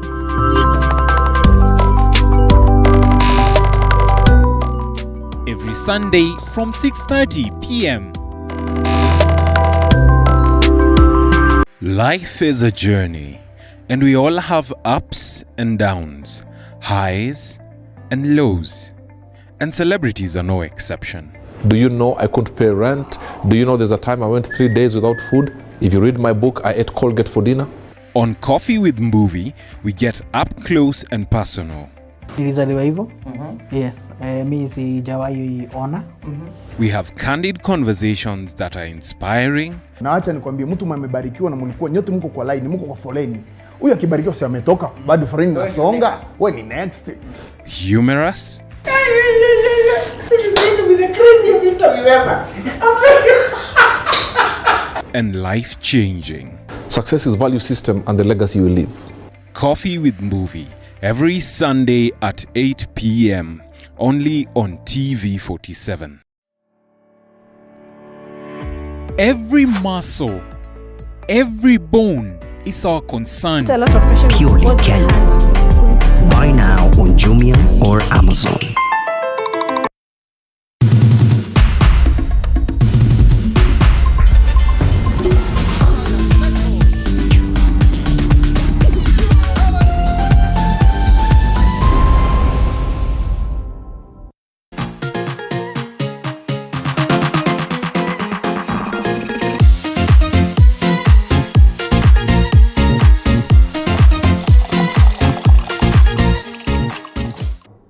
All right, we take you to the roads and we start off in Mombasa, Mombasa County. Not so much of a busy morning, but yes, it's always important that we take a look at what is happening, especially Monday mornings can really be hectic in most parts. And if you'd realize, looking at what happens throughout the week in comparison to what happens on a Monday morning, evidently Mondays are tight ones on the road. And we start off right here at the point of Kaloleni to Tononoka, that bit of Ziwani. And if you look, you can see that there's a bit of traffic somewhere here, that T junction, somewhere around Sega Market, this right side of Majengo Ziwani. There you go. You can tell that there's a bit of traffic right here, and also on this other bit at this particular T, but clearly not so heavy. That means it would move, taking us to this side of Sabasaba, which is pretty much of an ease this morning. And as you can see, it takes us to this side of New Nyali Bridge, and taking a look at what is happening on Nyali Road, generally going all the way up, is not badly off. But you can get to this point where it meets with Links Road, that tells you headed to the town or to the CBD. Evidently there's some bit of traffic right here, but equally it is not badly off. Links Road on this other end is pretty much good, going all the way to Radna Square Shopping Center and going all the way down. And away from that, yes, away from that, we're coming to this side on Nyali Bridge or Nyali Road. It's not badly off this morning, up to that point of where go back down and see what we are expecting on these other sides. If you're using this road, Tononoka is not badly off this morning, and Kisauni Road is right here, is also not so bad this morning. Goes all the way to Faza Road, it's an ease, and this side of Mwembe Tayari Road is also pretty much good this morning. Some bit of traffic right here where they get to meet these roads, but of course not badly off. I think I lost that, but all the same we're going to come back to it. And to this side of Moi Avenue, as you can see, and Mikinda Road all the way to this side of Mombasa Memorial Cathedral, it's pretty much of an ease this morning. Kaunda Avenue is Kayanda Road is also good this morning. Vita Road is also good this morning. Some of these key roads, Kwale Road right here is also not badly off. Dedan Kimathi Road is an ease. This is within the town itself. And let's go a little bit and take a different direction, see what we are expecting on this side of the ferry. And at the level of the ferry, we are not badly off this morning also. As people are getting to this direction to cross the ferry, it is evidently not so bad at this particular bit. Ocean Road is an ease this morning. Marsa Beach Road is equally very easy this morning. And this road that takes you back to, of course, the CBD all the way to Aga Khan Hospital is not badly off this morning at the coast. So it's indeed an ease this morning at Mombasa, or in Mombasa. Let's come to these sides of Magongo, Changamwe, also not badly off. Kipevu Station is an ease. As you can tell, most of the times these sides of Changamwe would be very bad in terms of matters traffic, especially in the mornings, but it is not badly coming to these sides where the Shell petrol station is. Equity Bank, Changamwe, those sides, it's not badly off. Flamingo Tiles, as you can see, the roads are an ease, and there you go. I guess we drop what is happening at the coast and we come back to Nairobi, see what is here. As always, I want to start from where I am. Parklands, that is sides of Westlands, an easy one this morning. Gara, Pangani, if you can see, in a very small, picture that sort of gives you the situation across different parts. It tells you that it's not bad this morning. And let's see what happens on these other sides as we are headed to the right direction of Muguga Green. That is Wayakiwe. Wayakiwe this morning, quite of an ease, but then again it gets to a point where there's some bit of traffic or some bit of snarl up, but then again it moves. Coming to this other side as you go on to these sides of Kianda School and all that, it's pretty much of an easy one this morning. Yes, Muratha Road is coming all the way, which is not so bad, as you can see right there. And those are the sides that will probably take us to the southern bypass. It's not badly off this morning. And Naivasha Road is equally a breeze this morning and coming all the way down to these sides of Kawangware. Tanga Road, Naivasha Road going all the way down. Some bit of traffic somewhere here, but also moving, if you can see that. Kawangware, Naivasha Road gets here to some bit where there's some bit of traffic, but also is moving. On this other side, Macharia Road is quite an ease this morning. And coming to this other side, let's take a look at what is happening here as we get a hold of Ngong Road. Ngong Road this morning, some bit of traffic actually, and coming to this side, as you can see, yes, as you are headed to town, there's more or less like a snarl up somewhere here, but also moving and getting us to Joseph Kathenga Road, which is also not badly off. Jiweke Tavern, those sides of Ngong Road, not badly off this morning. And let's keep going and see what we expect on these other sides of Upper Hill, coming to these sides of Kenyatta Hospital Road, Elgon Road, quite a breeze this morning. Let's come to these other sides and see what is happening on the sides of Langata Road. Yes, Langata Road this morning, here we are, is not badly off, but coming to these sides where it gets to Mombasa Road or headed to Mombasa Road, actually it's Mombasa Road headed to town, it is badly off, as you can see right here. Before you get to this roundabout and to take Lusaka Road this morning, not badly off. Langata Road is not so good, as you can see right there. And well, let's try and see, yes, other parts as we proceed. I'm always here to ensure that you are updated. Enterprise Road this morning is a breeze. As you can see, those sides where you get Tetra Park and all these other industries that are down there, it is not badly over. There's some bit of traffic on this other side, right on top, as you headed to those sides of Pembe Mill. So if you're taking this direction, you know that the industrial area is not pretty much good this morning as you're coming to these sides of Donholm. Also, Outer Ring Road is not doing so good this morning, as you can see right there. This is out around Donholm Petrol to the sides of town.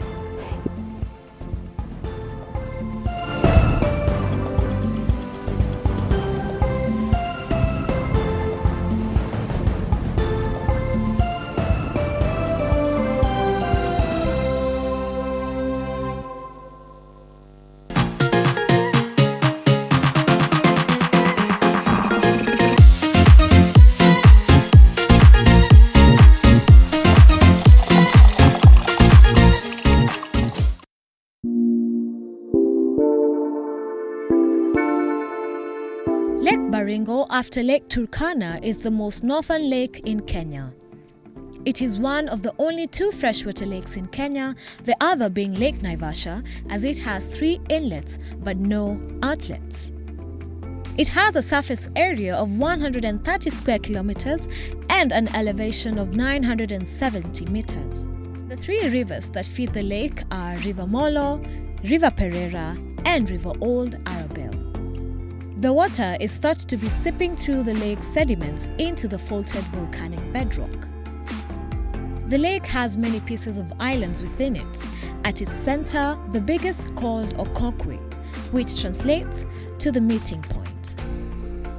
The lake has a range of 470 species of birds, occasionally including migrating flamingos, hippopotamus, as well as crocodiles.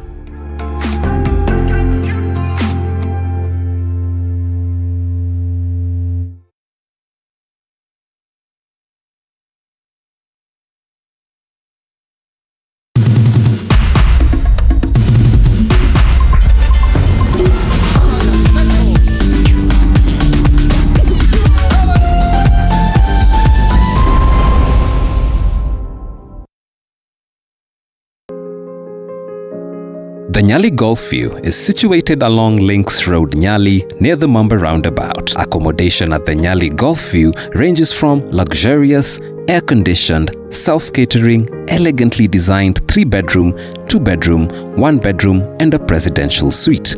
The apartments are ideal for families and business people. Be it a holiday or a business conference, Nyali Golf View Residence is the right place for you. All rooms reflect exquisite and high-standard decor and cozy ambience that will enhance your stay. Nyali Golf View Residence also offers a fully equipped gym, the Real Infinity Pool, laundry services, a valet parking space, and a play area for your children. The Nyali Golf View Residence delivers the best all-round hospitality. At the Nyali Golf View, you have room to think, room to play, room to recharge, room to walk tall, and room to unwind and dream, because it's not a room, it's a residence. For booking and reservation, contact us on 0757 298 272 or email us at nyaligolfview@gmail.com or visit our website at www.nyaligolfview.com. Life is a journey, and we all have ups and downs, highs and lows, and celebrities are no exception. Do you know I couldn't pay rent? Do you know there's a time I went 3 days without food? If you read my book, I ate Colgate for dinner. On Coffee with Mbuvi, we get up close and personal. Nilizaliwa hivyo. Yes, mimi sijawahi ona. We have candid conversations that are inspiring. Na acha nikwambie, mtu mmebarikiwa na mlikuwa nyote mko kwa line, mko kwa foleni. Huyu akibarikiwa si ametoka, bado foleni inasonga. Wewe ni next. Humorous. This is going to be the craziest interview ever. And life-changing. Success is value system and the legacy you leave. Coffee with Mbuvi, every Sunday at 8 p.m. only on TV47.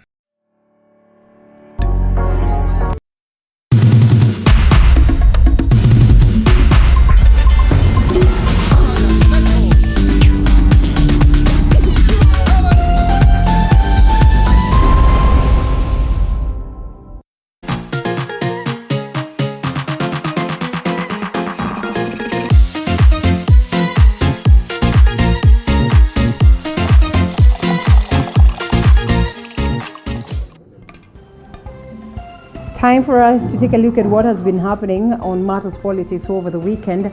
And indeed, the clouds are, of course, the sky is clouded by talks of BBI. That's technically what has been happening over the weekend in regards to Matters Politics. We ponder some more on that as the conversation continues to heat up even some more. Just what is left for Wanjiku is the conversation, of course, or technically what every other person would be asking this morning or generally, as the conversation of BBI gains momentum. As many would argue, it was necessary that we make changes on the same. Others have equally argued that we probably did not need this constitutional moment. Right Honorable Raila Odinga maintaining that there's probably not going to be any changes made or incorporated in the document as it is. That is the revised one, while others still argue that there is need for a consensus. DP Ruto equally blowing warm and hot or cold and hot. At the same time, we keep asking, where will he stand? Where will he position himself? And what would that mean on matters politics? So that's what we'll be discussing this morning, not forgetting the exit of CJ Maraga that is set for January. What next for, of course, the person who's going to be coming in next, and what next for the country in terms of ensuring that justice is served. Welcome on board. Joining me for this conversation, Kevin Osido, governance expert, and we also have Honorable Anthony Konya Mwaniki, who is the MCA Kiambu County or Kiambu Township. It is good to have you gentlemen this morning. Of course, they're joining me via Skype. The fear of COVID is real, right? Good afternoon. I think it should be that actually. Good morning, Linda. Yeah, good morning. Thank you. COVID is real, and I'm in the village. Oh, you are in the village, yeah? People are not Yes, I am in Siaya. And people are not donning their masks. Quite unfortunate. Well, that is pretty much unfortunate, and it's a reality on ground. I don't know whether Kiambu is worse. Kiambu is right close to Nairobi. Is it the case? Are people, ignoring that aspect of wearing the mask, keeping a social distance and all that, Mheshimiwa?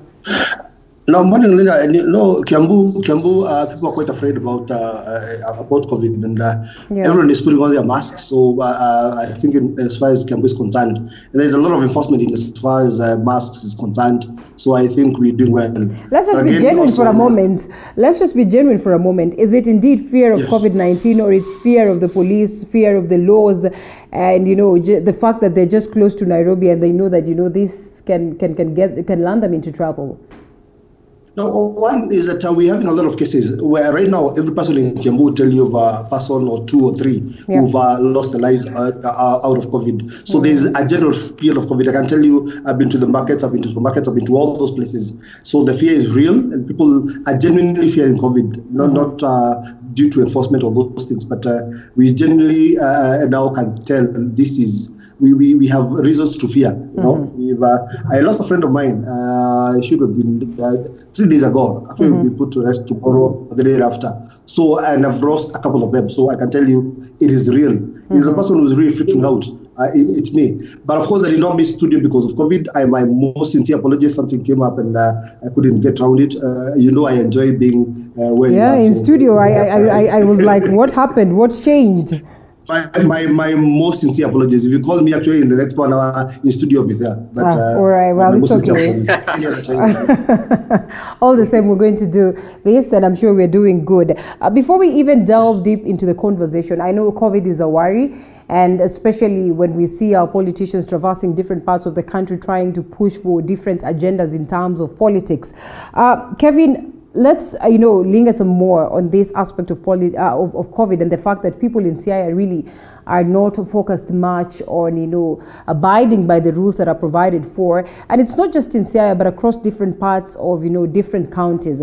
One would want to ask, what really could be informing this? One, is it a failure of leadership in ensuring that people actually abide by this, or technically it is about moral collapse? Linda, when it comes to issues around COVID-19, I think where we have gotten to right now, we need to emphasize the aspect of personal responsibility. And it is because we have seen what government can be able to do, particularly the county governments.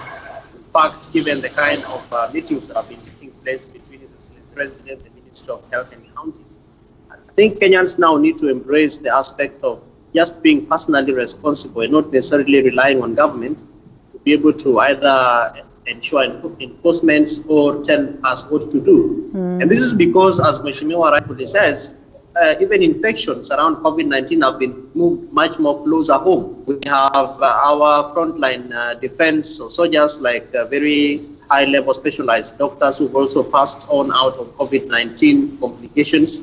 And so I think these are pictures or narrations that should now be able to guide us insofar as adherence to safety regulations and directives. So I think my emphasis would be personal responsibility and what every citizen needs to do to be able to ensure that we overcome COVID-19. Otherwise, we will continue to have a second wave, a third wave, and you notice that even our economy is not doing very well. Schools, we have been told it's January 4th. So we are not so sure about how the future will look like. And so that means that every individual needs to be needs to embrace whatever government is telling us. Just ensure that you are on your mask.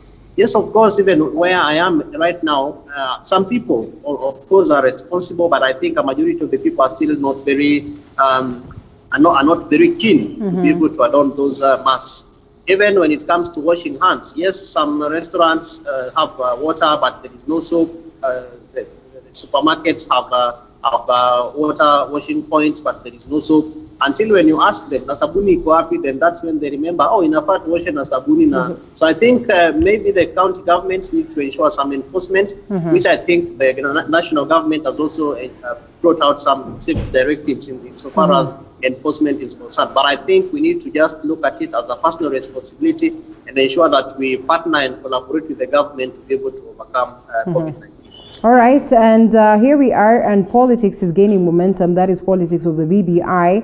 I ask myself whether indeed these leaders are conscious on ensuring that they are able to go by what it is that the Ministry of Health has given us directives.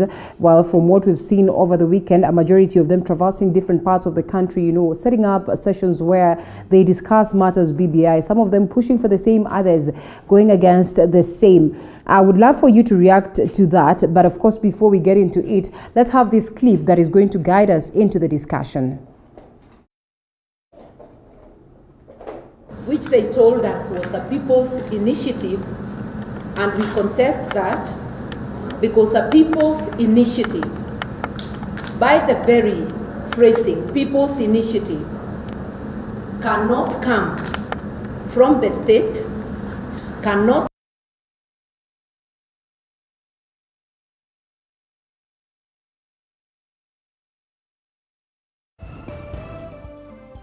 a hitch right there, but we're going to fix that. Apologies for the same. That is Honorable Martha Karua speaking, you know, at the Linda Katiba initiative of MOVE, as they argue that they're not going to endorse the BBI for some special reasons. That is what we'll be discussing this morning, alongside all the other things that have culminated on matters BBI over the weekend. And to kick us off, or to kickstart the conversation, one is on that aspect of ensuring that we're able to abide by the guidelines first that were put by the Ministry of Health, and also technically what it is that President Uhuru Kenyatta argued on his last address in regards to the measures that we're supposed to take. We also saw the DP saying that he's going to cut his, movements across different parts of the countries, and fair enough, he's probably done so well in comparison to what was prior.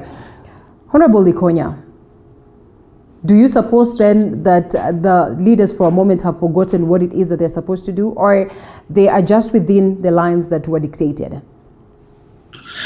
No, I think it's quite unfortunate that we have seen over the last couple of days. I've seen politicians traversing through the country, to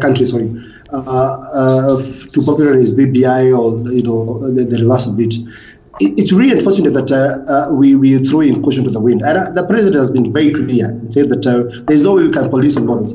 And actually, my biggest fear, Linda, at this point in time is not even what politicians are doing. We're just about to have an urban-rural migration, so for lack of a better word, over Christmas.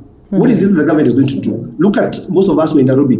Nairobi is always empty over Christmas. By the time you get to 12th, 13th, or thereabout, before you get to 20, Nairobi is always empty. And we've been told Nairobi, Kiambu, these areas, this is where COVID is quite rampant, and it's true. This is where the numbers are. But now, what are we going to do? Because we will have people now traveled from Nairobi to the rural areas. We're not going to take this thing to the rural areas. So I think the government now needs to, this is not even about politicians, and it's no longer a joke now, so we need to think around that. Now that Christmas is coming, everybody will be traveling from one part of the country to the other part of the country. What is going to happen? Our elderly people in the village, our mothers and fathers in the village, and our sisters back in the village, we will take this disease to them. So what is it that the government is going to do? So I think they need to be, the Ministry of Health needs to think around that issue and see what as a country we're supposed to do, because this is not even about BBI, it's not about politics, is a real issue that needs to be discussed, and it's going to be really tough. So I don't know what the government will be doing, I would really I would even go for, I would rather lock down our counties, when we get close to counties. Let people stay where they are over Christmas. Because if we don't do that, it's going to be very serious. All right, and speaking of which, we saw what happened yesterday. Different leaders, and actually over the weekend, going to these different parts, first of all, to endorse that aspect of the BBI and also to officially launch, the signature process in different counties. That is Western Region. We saw what was happening in at the coast and different parts of the country. And here in Nairobi too, we also had sessions of course, the proponents of the BBI pushing for the same. Coming to you, Osido, what is happening in Siaya in terms of, that endorsement of the BBI or, that conversation that revolves around the process? Before I came to Siaya, I was in Nakuru, I went to Migori, I went to Kisii, then I passed through Homa Bay and Kisumu and then Siaya.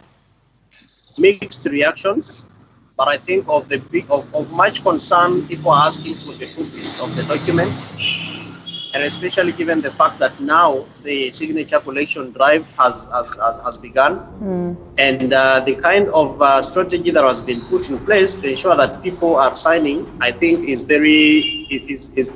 interesting, because what I've seen happening is that people are being asked to sign from within their organized networks at the grassroots, which I think is a positive thing from the BBI process.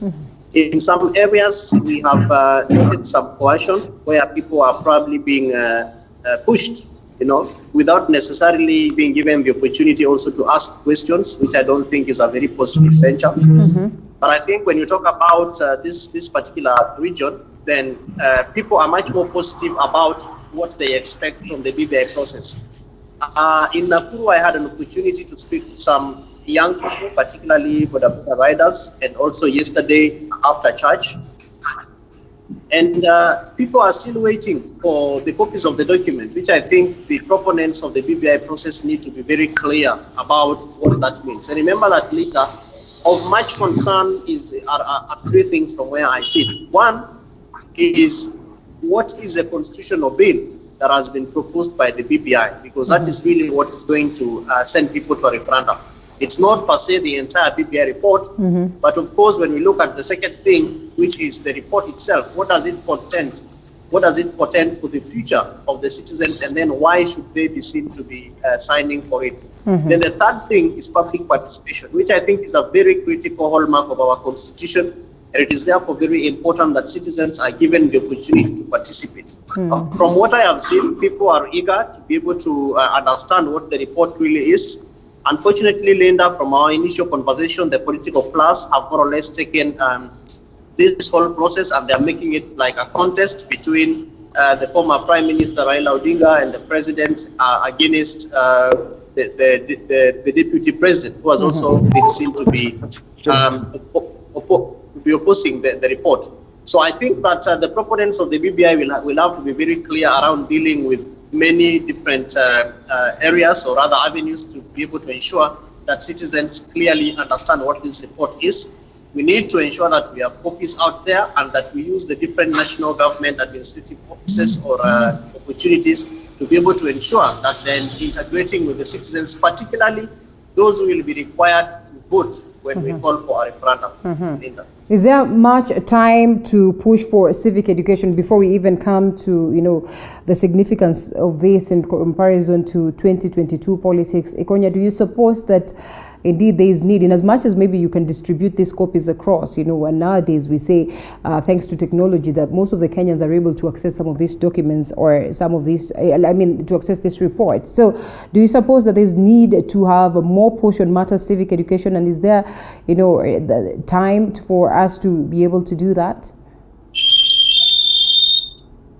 I sympathize with Kenyans, and my praise for Kenyans, because basically what Kenyans are signing for, they do not know exactly what they're signing for. I mean, you see, what we have is a form of a draft bill, which is, in as much as you're telling us that many Kenyans can access it, I will tell you, most Kenyans, about 90% or thereabout of Kenyans, will not be able to access that document. You may even take it to the villages and that kind of a thing. But unless we engage in some serious civic education, unless we teach our people, unless we tell them what is in this draft bill, then it is unfortunate that most Kenyans are signing because their political leaders are telling them to sign, and that there is this hit about BBI. But I'll tell you what the proponents of BBI need to do is to go out there and teach and talk to people and take out civic education to people and tell them what is it that they're signing for. And I'm still a believer of consensus. I'm still a believer of one of those people who believe that we can still talk around this document.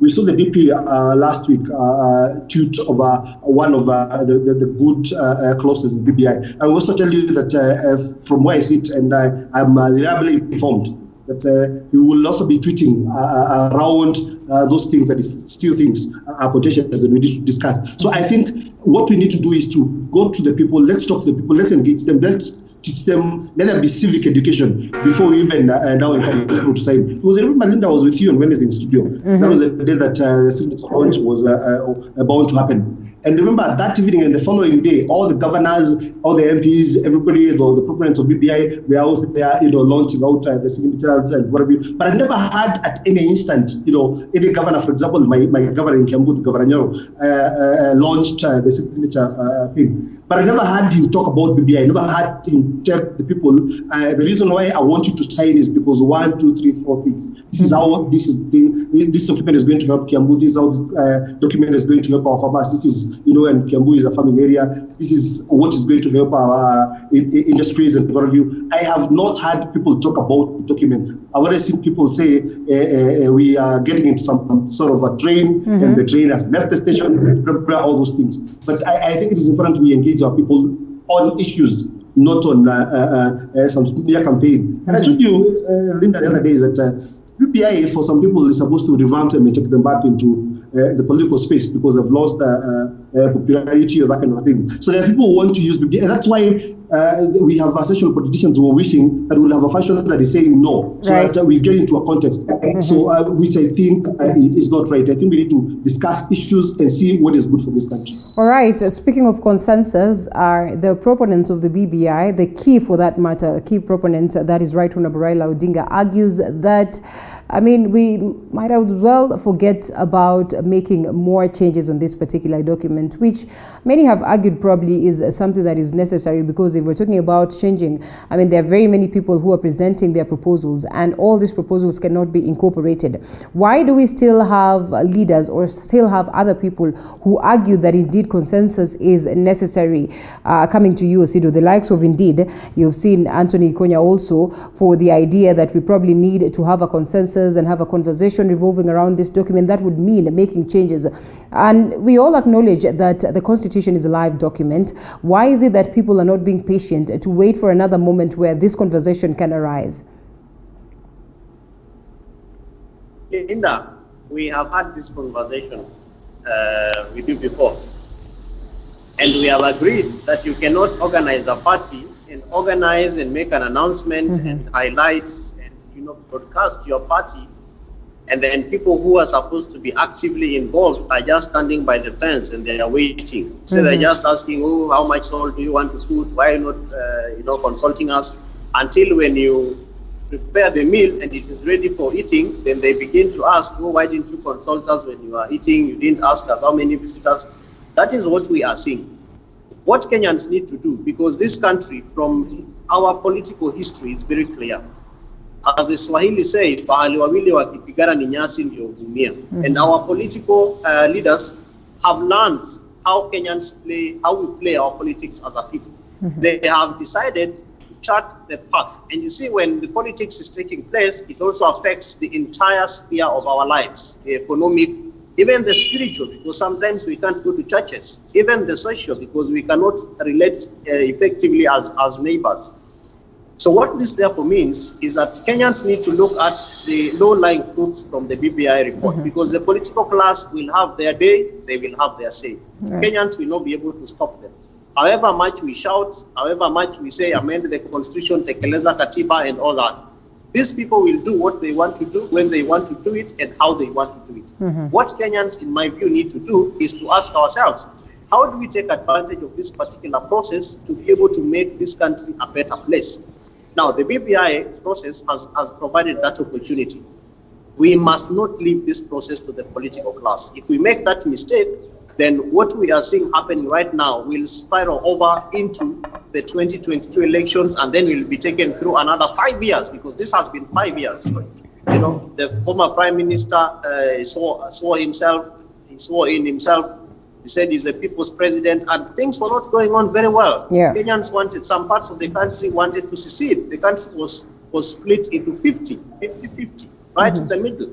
How do we therefore take advantage of this particular process, including the people who are calling for Tekeleza Katiba, for whom I agree with, but how do we then ensure that we are moving together as a people? Because there is never going to be a day when we will have a consensus on anything, even in families.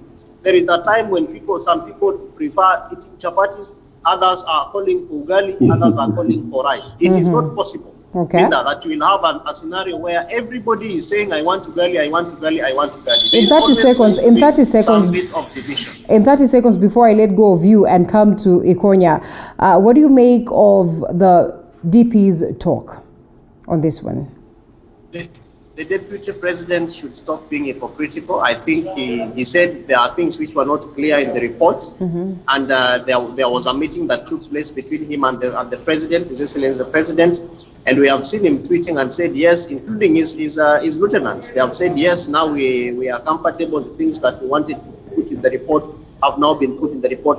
Let him get into the bandwagon of those who are part of the BBI process and help the president to push this country to be able to have a legacy of unity, because that is what the president has said that he is championing for BBI report. So I want to request this deputy to come in and help the state what benefits accrue for them through the BBI report. Okay, is this an evident nod, Ikonya, from the DP and his allies? And when you look at that, people have argued that probably it's because he's under pressure or something of the sort, or people are just reading too much into his statements. No one is not under pressure from anyone or anything, but I must appreciate that. The reason why I told you that we need to have a consensus around this document is because you remember what was launched in Kisii and what we have today. There's been a lot of changes, and we witnessed that on Wednesday. I was with you in the morning, and we never knew exactly what we're going to have as a document. But I've seen the document, and there's quite a lot of changes based on there's so many proposals that Kenyans have put across, including the function of the DP. So I want to believe that the DP is not under any pressure, or what he's simply saying is, and what the DP is trying to avoid is a contest, is a yes-no contest. It's been very clear of this, and I've told you this before, that we have people who want us to have a contest between yes and no. We have people who want to get into the political wagon as early as now, not necessarily because of BBI, but because of the political interest. They want to measure and see what is our popularity, where are we in the heart of Kenya. So I think that is where we're losing this whole thing, and that is where I keep telling you, Linda, that we need to have a conversation around real issues. Let's look at what affects Kenyans. In as much as my brother Kevin says that we'll never agree on anything, which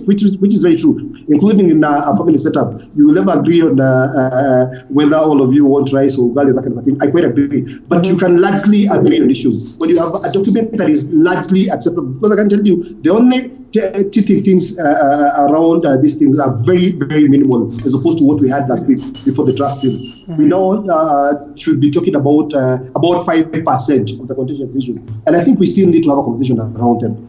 Because I want to believe that if we are serious about uniting Kenyans, if we're serious about having a united country, then we should be united in terms of sitting down, in terms of talking, in terms of agreeing on each other, not throwing words at each other and playing down each other in as far as BBI is concerned. So I don't think the DP is under pressure from anyone. And I think so far, if you ask me, politically, even moving on politically, the person who've now achieved most in terms, if it's a political mileage we're looking for, which I think we should not be discussing, the DP has scored large in terms of most of the issues that he talked about and people who support him talked about have now been addressed, largely have been addressed. So I'm saying those small things, like the issues of the police commission and those things. These are issues that we can talk and discuss and see what we can do so that we can largely agree as a country. And we cannot have this conversation and fail to talk about the political gains that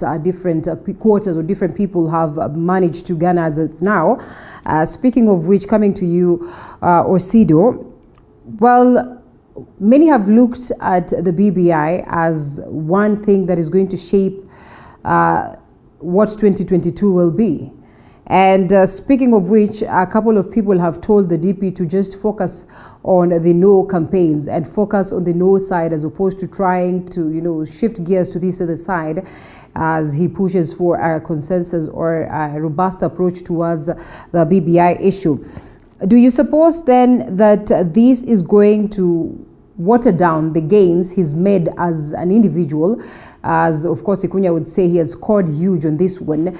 In the event that he switches to this other side, will he have watered down the gains he's made as an individual in terms of garnering support, in terms of, gaining steam in the country in comparison to him and the Right Honorable Raila Odinga, who were looked at as the key people who would probably be facing each other come 2022? Linda, difficult to talk about the former Prime Minister because he hasn't publicly declared that he wants to run for office. But I think that from the Deputy President's perspective, and this is a gentleman, and as you rightfully said, actually their strengths in terms of political strengths are much more almost equal. So Raila's is a little bit of on a higher side because of the kind of psychopathy that he also enjoys. Okay. Ikonya, you don't seem to agree. Okay. No, I totally disagree. I totally disagree. I win on that. So let me continue. I'll join in. Okay. Yeah. So when it comes to 2022, I think the DP is very clear about the path that he has taken. And right from the time when the BBI process was launched, he already said that that is not for this particular process. We have also seen him sometimes missing the president's functions where the BBI report is a center of focus. We have also seen him more or less look at his reactions when it comes to his comments around the BBI process. So the Deputy President and his people, his team, are aware about the kind of strategy that they are putting together for his quest, for his 2022 quest. And whether the BBI process will be able to guarantee him what he's looking for, I think partly is because of now the essence, or rather the reaction around a non-contested referendum. If you went and sat with the people who are around the Deputy President, I don't think the call for a non-contested referendum is a true call. Because when you want to get into politics and you've already identified your opponent, you do not want to be seen to be playing on the same waters with your opponent. And so when if right from your question, if the former Prime Minister therefore is seen to be a top contender together with the Deputy President, it would be very difficult for the two to be swimming on the same boat right inside the same water. And that's because even the people who sit around him have said that this is the most likely contender, and we are looking forward to facing him on the battlefield of the 2022 contest. So it will be very interesting to, and probably we also might be interested to see the former Prime Minister and the Deputy President working together. Nobody knows, because this is Siasa. And in Kenya, a second for the political contest is such a long time. And so I think there are very close things that are taking place every day in our country, Linda, when it comes to the political contest against the BBI and also the 2022 elections. I think these are things that we'll be looking at very keenly to look at how they are panning out. I think for me, the most interesting thing would be, what is the place of the citizens when we talk about the politics, whether it's for BBI, whether it's for 2022, we must not be seen to be looking at the contest as one for the haves and the have-nots. And by saying haves, I mean the political class. And as I said at the beginning, they always get what they want. They chart the path, they whip Kenyans into it, and they always get what they want out of it. I think we now need to change the narrative and begin to ask ourselves, what's in it for the citizens of this country? How will the BBI process make it better? And that therefore means, Linda, that we move this BBI conversation from the issues around the presidency, the prime minister, basically a conversation outside the spaces of political power, and begin to look at service delivery content and mean. How will it change the lives of the Wanjikus on the ground? the place in political parties, because political parties are going to be the ones to be saying how nominations are done. How can we be able to motivate citizens to now join those political parties so that they have a higher hand in making decisions? Those who are against this BBI report have made it as a conversation around just 5 positions, which I don't think is supposed to be what the BBI report is. Let's move this conversation from the political class. Let's remove it away from the 2022 contest. Let's remove it away from the deputy president. Let's remove it away from the former prime minister and take it at the center and at the doorstep of the common citizen. Then that way, people will feel comfortable to even champion for this report, because as it is right now, I don't think the common citizens are championing for the report, and that is because it has been put side by side with the 2022 elections, for which I don't think should be the center and the focus of the contest that we are at right now. And Linda, it is because we are also fighting COVID-19. It is because Kenyans are asking for food. It is because Kenyans are asking for employment. Many young people out there do not have jobs. A lot of the youth have also been sent home because of COVID-19. Let's move this conversation from just Raila and Bwana Ruto and take it to the center of where the crust of the issues that affect Kenyans are. Well, that way we'll then be able to even have very conversations around consensus and how to move the country forward. One would argue that it's almost quite a tight thing to do that, because all our eyes are set on the political players, and of course to see what it is that they will decide in regards to this, especially the key proponents for that, or the key figures that we're talking about, the key figures that you're saying that we should run away from, the likes of Right Honorable Raila Odinga and the DP. As you come in to respond to this, key things about how this document is going to address the issues of, Wanjiku. One of the main reasons why there was this conversation is because it's courtesy of the handshake, which was meant to ensure that we enjoy peace as a people. And the BBI equally is one document that has been looked at as a document that would come address the issues of peace and, guarantee the people of Kenya that, aspect of, unity and, coexistence, in peace and all that. How does the BBI, in your own opinion, Ikonya, come in handy towards, acting as a unifying tool, as many would have expected? Thank you, Linda. I want to, first of all, respond to my friend, Kelvin, who indicated that Raila would be ahead in terms of numbers due to psychophancy. I want to believe that he's not a psychophant. Number one, I want to believe that he's not one of the psychophants. Okay. No. But that is our fact. It's me. Let me associate this. Okay. I think where we're going wrong and where the rate of passion goes wrong every time is because, to me, I don't tell people life is about results. You need to show results for what you do. Raila has flopped in a couple of elections due to one thing, that he has had the same narrative all through. All right. Look at what the DP is doing. DP has come up with a narrative that is non-tribal. When you talk about hustling is something that cuts across board.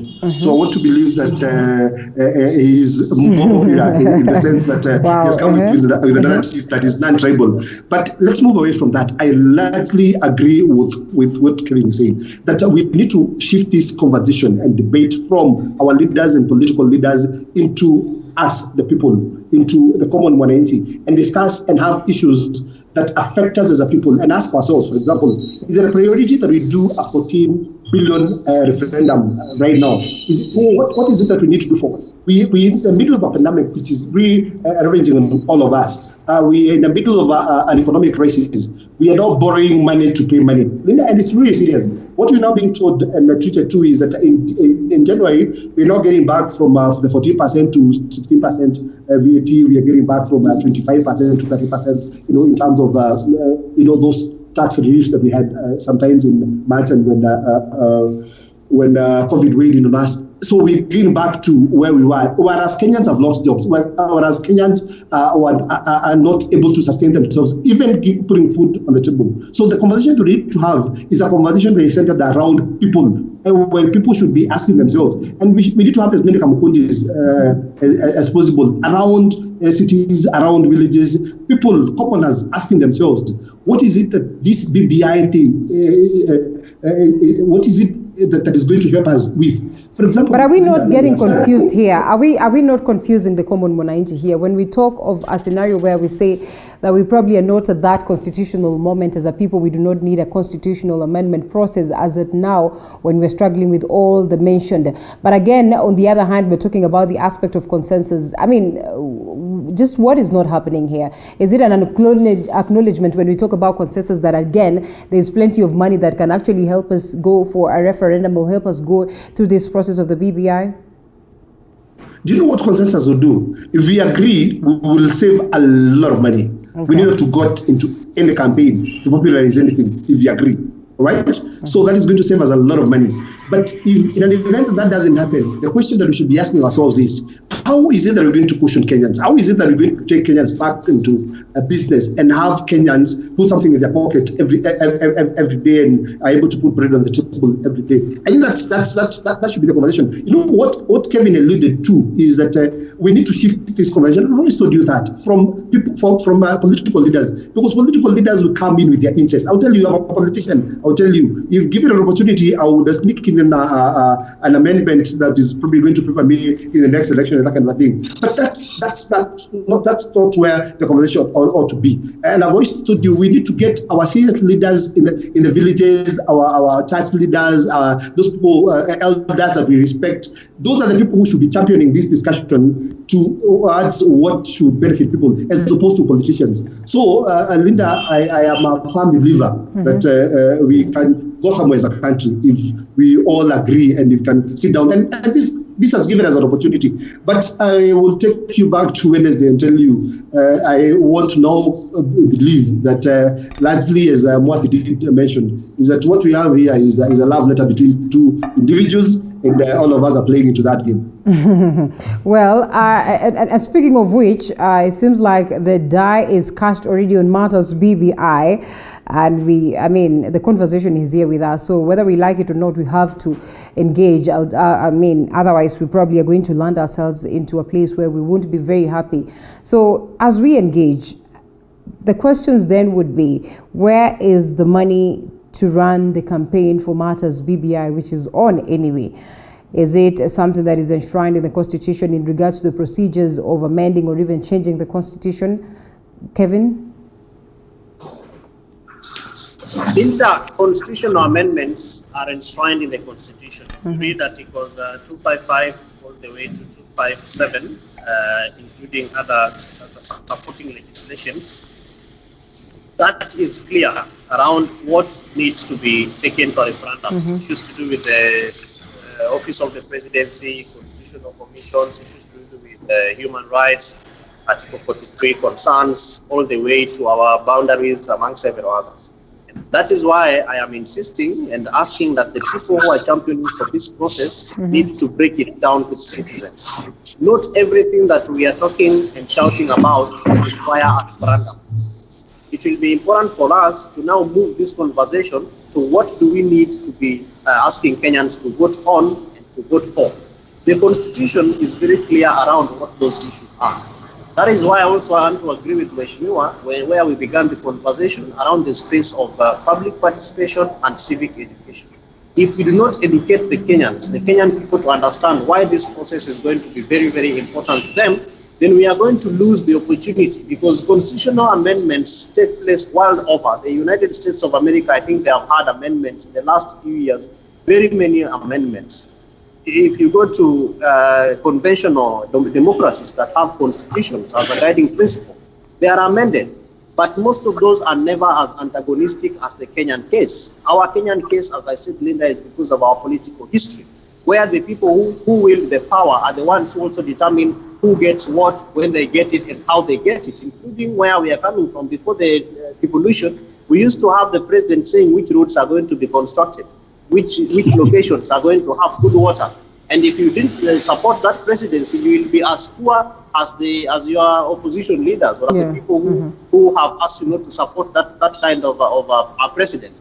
Now that has changed, and this conversation has now been made much more easier through devolution, because now Kenyans have the space to be able to make decisions right at their doorsteps through their wards. We need to look at how do we then whether we need a referendum now or not, and what are these issues that Kenyans really will be required.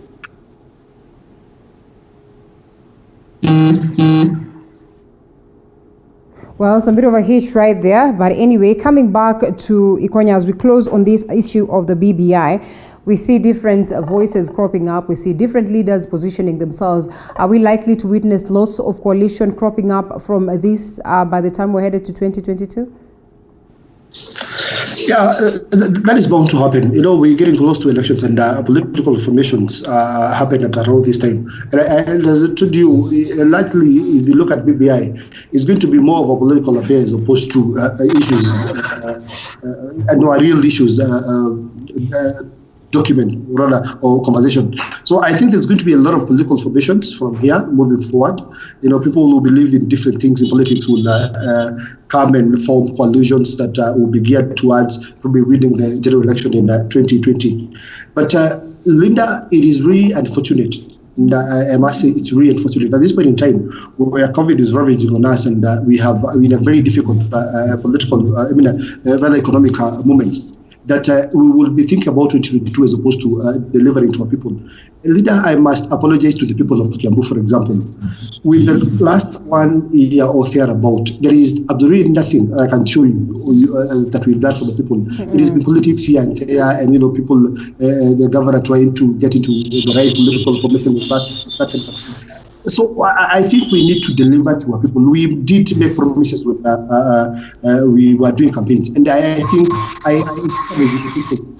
quite minimal is happening around. So we need to come together as a county, for example. We need to come together as a country and deliver to our people. We promised them roads, we promised them electrical connectivity, all those things. And I think in as much as we advance this conversation, we need to take it alongside development, because that has been resulted. And we really need to ask ourselves, in as much as we have a pandemic with us, and we are about to spend about 14 billion or thereabout, what is a priority to the people? What are the needs of our people? How are we going to push our people? I think that is, to me, is key, and it's something that we need to have a conversation around, as opposed to a lot of this conversation moving around PPI. Linda, to answer your questions, there's going to be a lot of political formations. Yeah. There's going to be unions and disunions, and there's going to be marriages and others breaking up and that kind of thing. Because what is true, and I'll tell you this, and Kevin would judge me sometime, is that most of the political positions that we see today see a massive violence as we head to the election. And I'm seeing a situation. Let me talk about Mount Kenya region, for example, where the DP enjoys a lot of support. But you see, most of the members of parliament here will purport to be supporting the president, because I know nowadays something that if you do not support the president, then a case will be put, you have this money.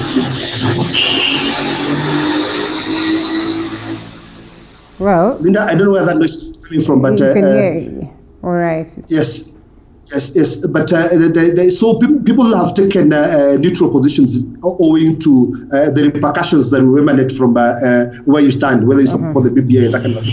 Okay. So when we get and it's close to politics, then we're going to see a massive exodus, towards both ends. And we must be very honest. Presidency is not something that anyone will wake up in a year and will be running for presidency. So what will be treated to be very honest, is Raila Ruto presidency. So there's going to be a massive and exodus on unless my friend can run. I will allow Osi to respond to that, but first let me take a look at some feedback here. Lois Nyambura Omboi says Paul from Kitale actually responding to another Paul who's watching, tuned in as usual. Kenyans are signing and they do not know what is in the document. This report meant for those leaders who are hungry. We probably need to say no to it. In response to that, Kego Bernard says, well, maybe it is important that we give it a chance. Read the document, read it again, and read it again, and then you can be able to make a decision that is well informed. Wafula Kalista says, anyone who praises the government in the manner it has handled COVID-19 pandemic is a joker. Curfew needs to be lifted to allow business to go on. And this government fighting COVID-19 with bullets, that is a joke. Policemen are chasing people to get bribes, no enforce MOH regulations. There are plans to use COVID-19 pandemic to extend term of current government. They might also be planning to raise the number so that they lobby for online voting to rig referendum election. Tanzania is a good example. I don't think they are suffering more than we do. Well, that's quite an interesting one right there. And coming to you as we get to wind up on this briefly, Ikonya speaks of a scenario where we're going to see lots of massive changes within the political space. But then I would want to ask this, is it about the massive changes, or we probably at rife at that point where we might need a revolution or alternative leadership, Kevin? Revolution in Kenya, I don't see it happening anytime soon. Okay. What we probably need is that Jimmy probably wants to tell us about a Hasna revolution. It's a dream, my friend. What we need as a people is a transformational leadership model. Transformational leadership model that brings together the haves, the have-nots right in the middle, and then provides opportunities and equal spaces for everybody to feel comfortable within this context. What we have right now is not what probably will safeguard even the president's legacy, because even issues like the Big Four, they are not working on the ground. The government will have to do a lot more to be able to excite the interest of the citizens to feel service delivery. County governments, and that's why probably some governors are also confused whether to support the BBI process or not, because the person who is seated at the center of the BBI process is the president. And the president really determines, even as we speak, despite the constitutional threshold of resources to county governments, he still really has a lot of, he still wields a lot of say when it comes to national treasury. And so that is also confusing governance insofar as service delivery is concerned, because if you oppose the BBI report, and now you have seen the president also going to counties. He was in Kisii, he went to Kisumu. We don't know where he's headed to next. So governors are also looking at how do we take a very critical role insofar as, one, uniting the country, but also playing into the service delivery aspects of the citizens, because some of them are second-term governors who are looking for other spaces where they leave office. Some of them are first-time governors who also want to be seen to be performing so that they're elected for a second term. What therefore we need to do is to ask ourselves, how can we be able to identify this transformational leader who is going to deliver the interest of the citizens? Revolutions in Kenya, not just in Kenya, but world over, they are very interesting when they are happening. We saw Libya, for example. We have seen, we have also seen Egypt and several other countries, including our own close neighbor Uganda here. That's not. It's not what I think Kenyans want to go through a few years into the election process. So what therefore we need to do is to ask ourselves, who is this transformational leader, and how do we ensure that we profile the common wananchis to be the common transformational leaders, even from within our own context, because it's not just going to be about the president. We are also going to elect an MCA. We are going to be electing a senator. We are going to be electing a member of National Assembly, MP. So we need to ask ourselves, how do we bring down this conversation from the top to the bottom, where we also have these transformational leaders profiled at the local levels, given the voice to speak and also to champion for service delivery at the council. All right, gentlemen, allow me to close on the aspect of the BBI. We come to discuss matters, changes on the judiciary, even as the CJ sets the stage or is set to exit the stage come 2021. So we take a short break. We come back in the next 10 minutes or so. We'll be winding up on that particular subject.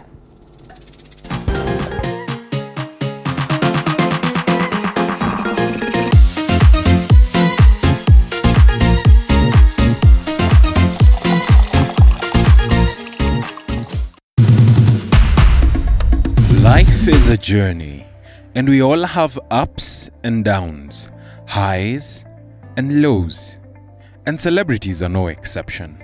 Do you know I couldn't pay rent?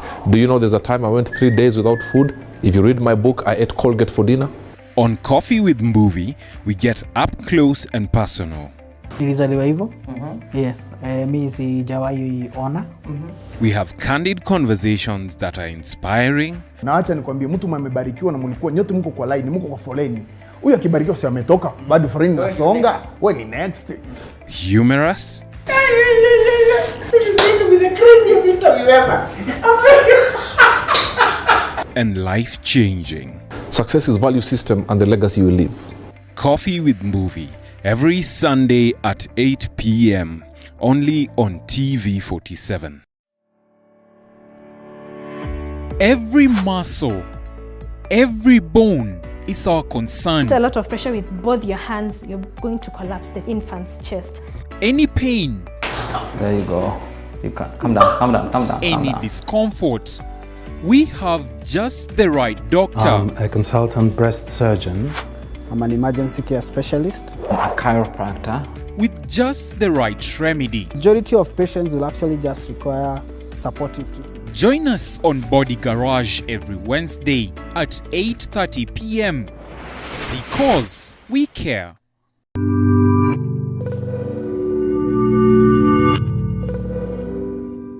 How do you like your meals?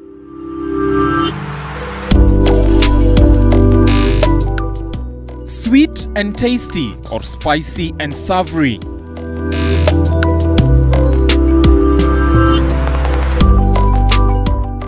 On the Throwdown, we bring you our chef of the day. Gives you ideas on how to make amazing meals from the comfort of your home.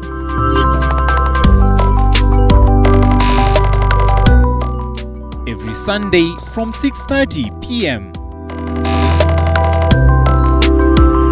Life is a journey, and we all have ups and downs, highs and lows, and celebrities are no exception. Do you know I couldn't pay rent? Do you know there's a time I went 3 days without food? If you read my book, I ate Colgate for dinner. On Coffee with Movie, we get up close and personal. Nilizaliwa hivyo? Yes. Mi sijawahi ona. We have candid conversations that are inspiring. Na acha nikwambie, mtu amebarikiwa na mlikuwa nyote mko kwa line, mko kwa foleni. Huyu akibarikiwa si ametoka, bado foleni inasonga. Wewe ni next. Humorous. This is going to be the craziest interview ever. And life-changing. Success is value system and the legacy you leave. Coffee with Movie, every Sunday at 8 p.m. only on TV47.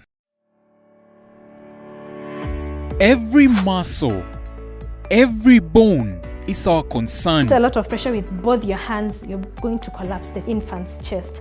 Any pain, There you go. You can calm down, calm down, calm down. calm any down. discomfort, we have just the right doctor. I'm a consultant breast surgeon. I'm an emergency care specialist. A chiropractor. With just the right remedy. Majority of patients will actually just require supportive treatment. Join us on Body Garage every Wednesday at 8:30 p.m. because we care.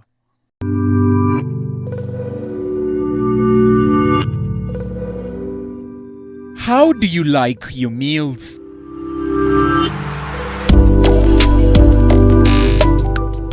Sweet and tasty or spicy and savory?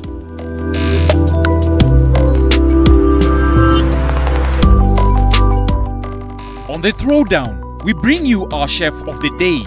Gives you ideas on how to make amazing meals from the comfort of your home.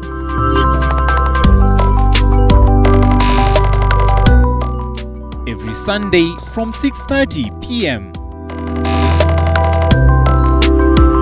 Life is a journey, and we all have ups and downs, highs and lows, and celebrities are no exception. Do you know I couldn't pay rent? Do you know there's a time I went 3 days without food? If you read my book, I ate Colgate for dinner. On Coffee with Movie, we get up close and personal. Nilizaliwa hivyo? Yes. Mi sijawahi ona. We have candid conversations that are inspiring. Na acha nikwambie, mtu amebarikiwa na mlikuwa nyote mko kwa line, mko kwa foleni. Huyu akibarikiwa si ametoka, bado foleni inasonga. Wewe ni next. Humorous.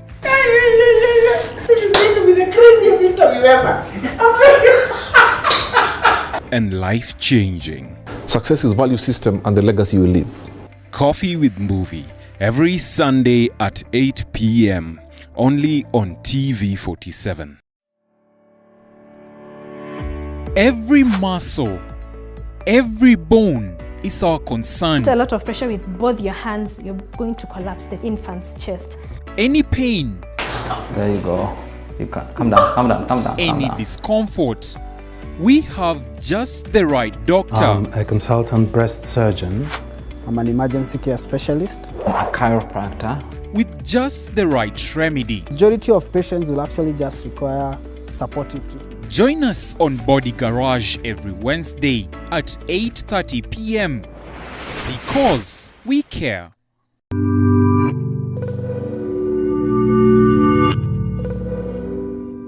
How do you like your meals?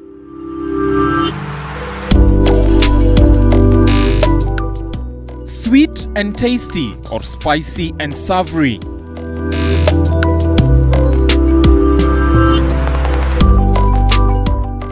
On the Throwdown, we bring you our chef of the day. Gives you ideas on how to make amazing meals from the comfort of your home.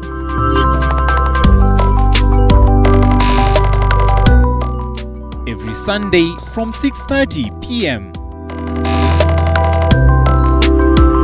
Life is a journey, and we all have ups and downs, highs and lows, and celebrities are no exception.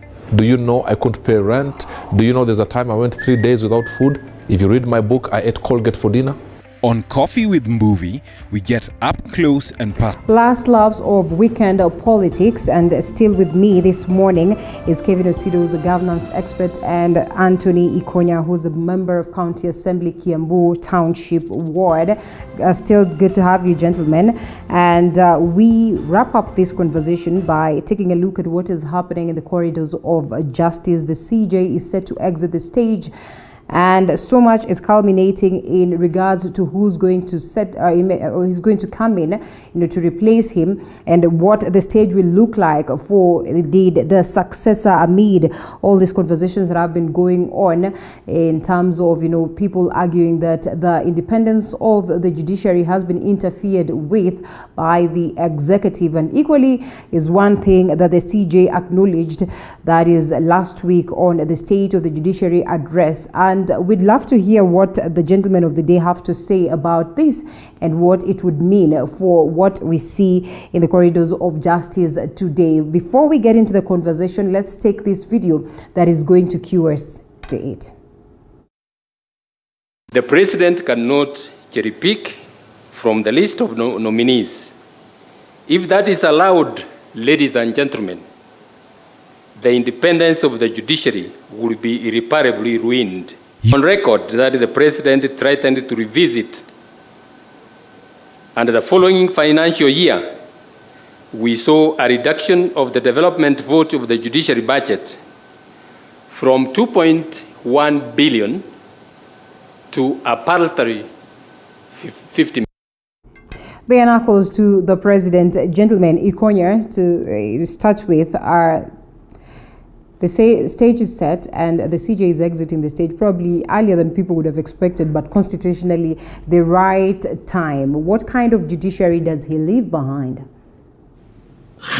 No, Linda, let me say a lot will be talked about Maraga, because Maraga we now need to start discussing Maraga as a Chief Justice, because it's going on leave and then January not there. Yeah. But I tell you, he's one person who came in boldly and declared and annulled the results of the last general election. We've not seen that probably in Africa, or so that was a very bold thing, And what that speaks to, in as far as I'm concerned, is that we need to have an independent judiciary where we can make decisions devoid of political interference and that kind of a thing. So I think Maraga leaves behind that you want to think is firm in terms of making decisions, and that is not swayed by the executive or the legislature.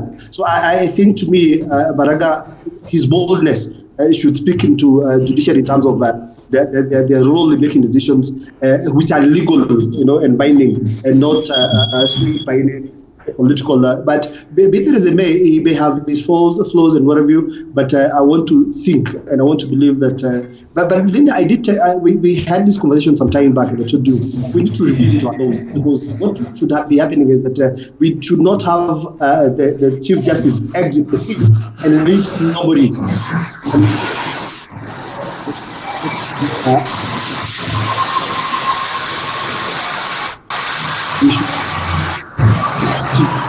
Are we able to hear? Okay, yeah, keep talking. Yes. So we need to have a situation where we can have a new Chief Justice, rather start the process of getting a new Chief Justice before the one is in office exit, so that at the point of exit there is a new Chief Justice. Because look at it now, we will have about 6 months to identify a new Chief Justice.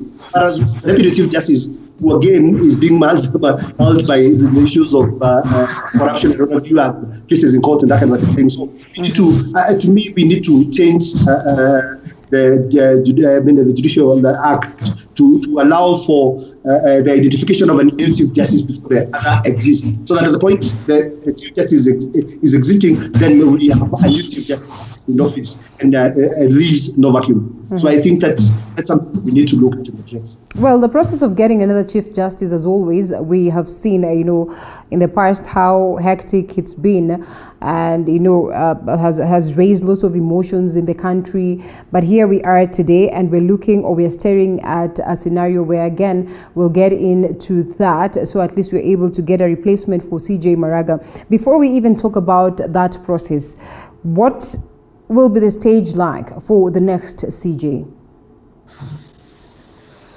Kevin. Okay. Linda, the stage for the next CJ will be set very highly. I think, as the Mheshimiwa rightfully says, the former CJ, rather the outgoing CJ, has set a very high-level, bold, candid path for the person who should be coming. At least as a gentleman who never quit office, because we've also had a former CJ who resigned and left office.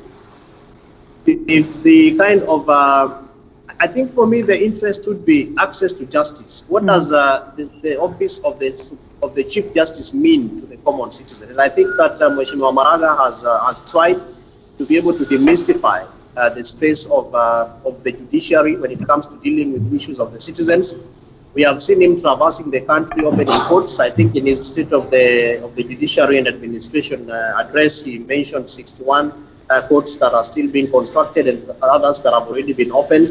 You talk about physical coverage of courts and the speed with which court cases are being cleared. I think these are things which really mean a lot to the citizens, and those are the things which would therefore set the bar for the person who probably will inherit the space of the outgoing Chief Justice, Mheshimiwa Maraga. Of course, there will be a lot of interaction between the executive and the judiciary. Not to forget to mention the annulment of the president's first term that took us to the second elections. Not to mention issues to do with the wars of financing, and Mheshimiwa Maraga has also brought up very clearly in his report. I think those are therefore lessons that we need to learn when it comes to the space of access to justice, so that we give courts the strength that they deserve, and not to be seen to be stifling the power of the court when it comes. Well, gentlemen, there is much that we can speak about on matters judiciary. That was a bit of a hitch, but all the same, on a very good note, still looking at a scenario where we'll get... Linda, a quick one. Yes, a quick one. Yes, justice delayed is justice denied. And so we have backlog of cases that Maraga leaves behind after promising the people that his main target is to address that. And we probably are expecting the same moving on.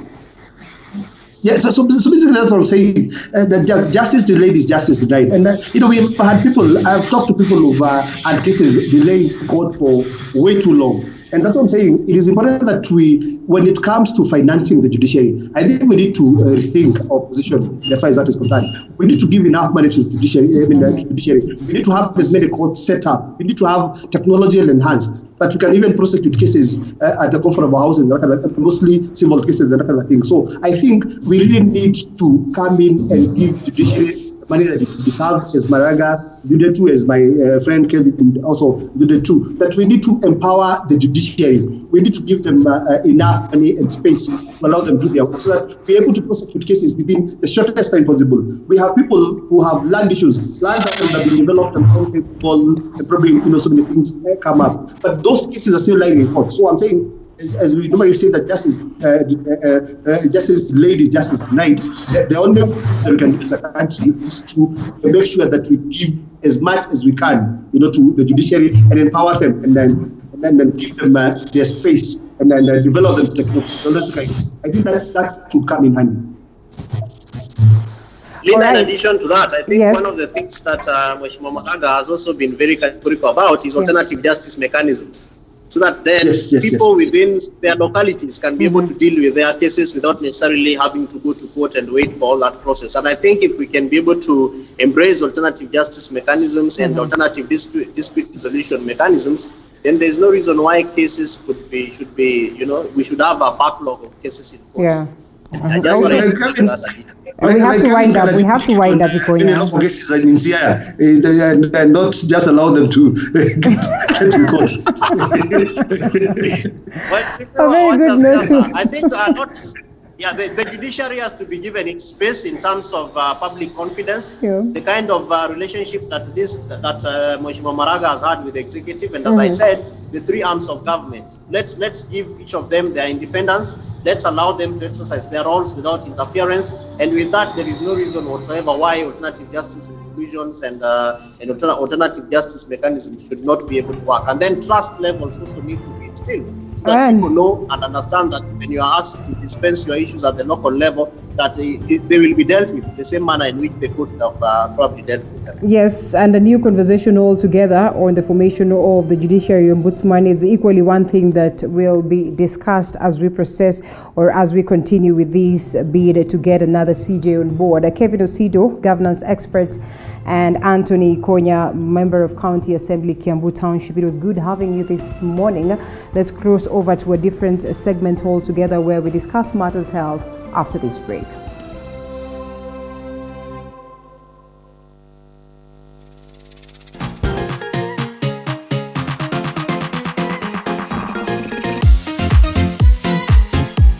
Life is a journey, and we all have ups and downs, highs and lows, and celebrities are no exception.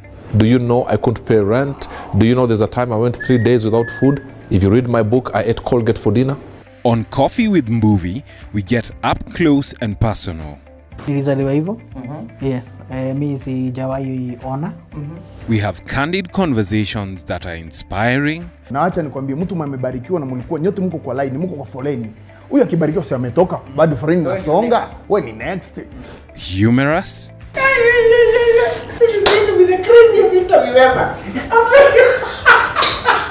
And life-changing. Success is value system and the legacy you leave. Coffee with Mbuvi, every Sunday at 8 p.m. only on TV47. Every muscle, every bone is our concern. A lot of pressure with both your hands, you're going to collapse the infant's chest. Any pain. There you go. You can calm down. Any discomfort. We have just the right doctor. I'm a consultant breast surgeon. I'm an emergency care specialist. A chiropractor. With just the right remedy. Majority of patients will actually just require supportive treatment. Join us on Body Garage every Wednesday at 8:30 p.m. because we care.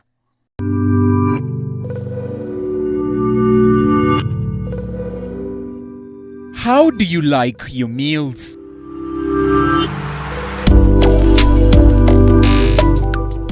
Sweet and tasty or spicy and savory?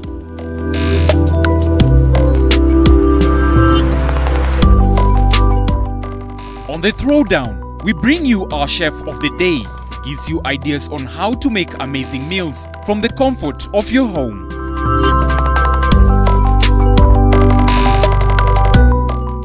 Every Sunday from 6:30 p.m. Life is a journey, and we all have ups and downs, highs and lows, and celebrities are no exception.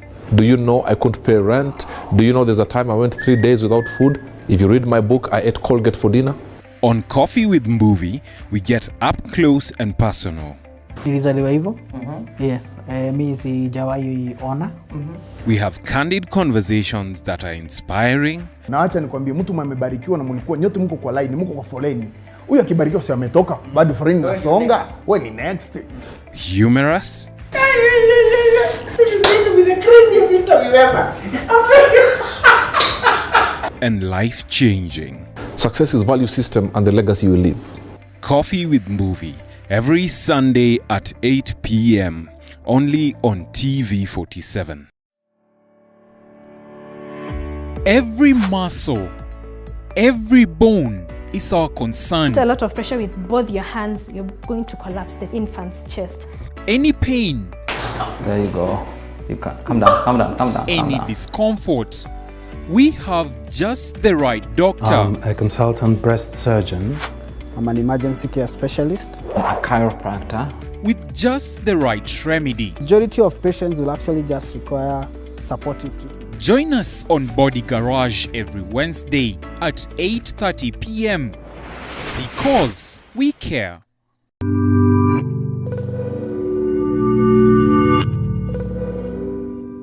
How do you like your meals?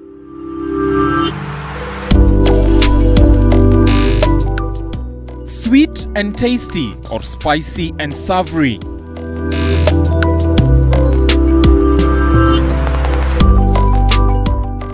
On the throwdown, we bring you our chef of the day. Gives you ideas on how to make amazing meals from the comfort of your home.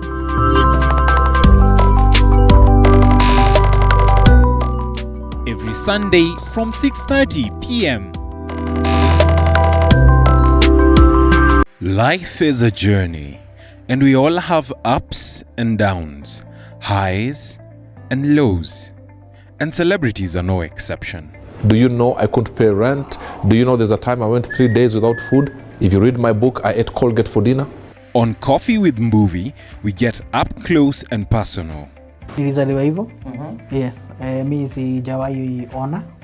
We have candid conversations that are inspiring. Na acha nikwambie, mtu mmebarikiwa na mlikuwa nyote mko kwa line, mko kwa foleni. Huyu akibarikiwa si ametoka, bado foleni nasonga. Wewe ni next. Humorous. This is going to be the craziest interview ever. And life-changing. Success is value system and the legacy you leave. Coffee with Mbuvi, every Sunday at 8 p.m. only on TV47. Every muscle, every bone is our concern. A lot of pressure with both your hands, you're going to collapse the infant's chest. Any pain, There you go. You can calm down, calm down, calm down. any discomfort, we have just the right doctor. I'm a consultant breast surgeon. I'm an emergency care specialist. A chiropractor. With just the right remedy. Majority of patients will actually just require supportive treatment. Join us on Body Garage every Wednesday at 8:30 p.m. because we care.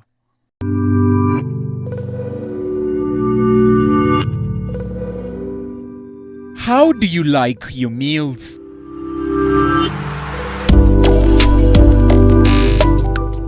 Sweet and tasty or spicy and savory?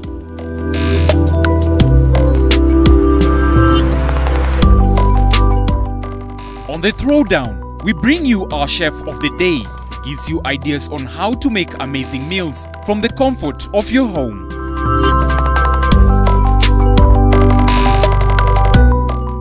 Every Sunday from 6:30 p.m.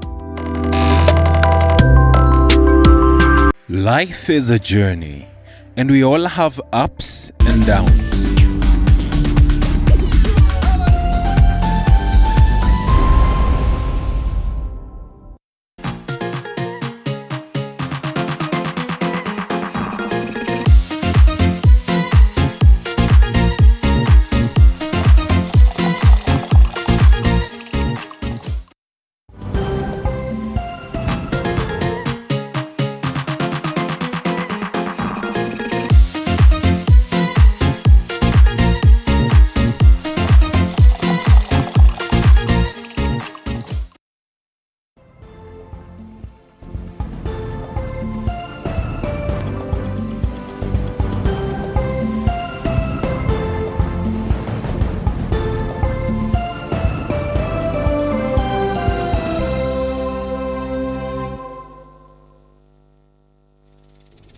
All right, and we're back to the discussion, a whole different one altogether, but with pretty much of a common face. You know, for a moment I had to look at the poster like thrice just to confirm that yes, indeed, it is this person who's handling this subject. We have Kamau Gatwechi, who's a laboratory systems expert. Sounds like a tongue twister for me to say this. Kamau, good morning.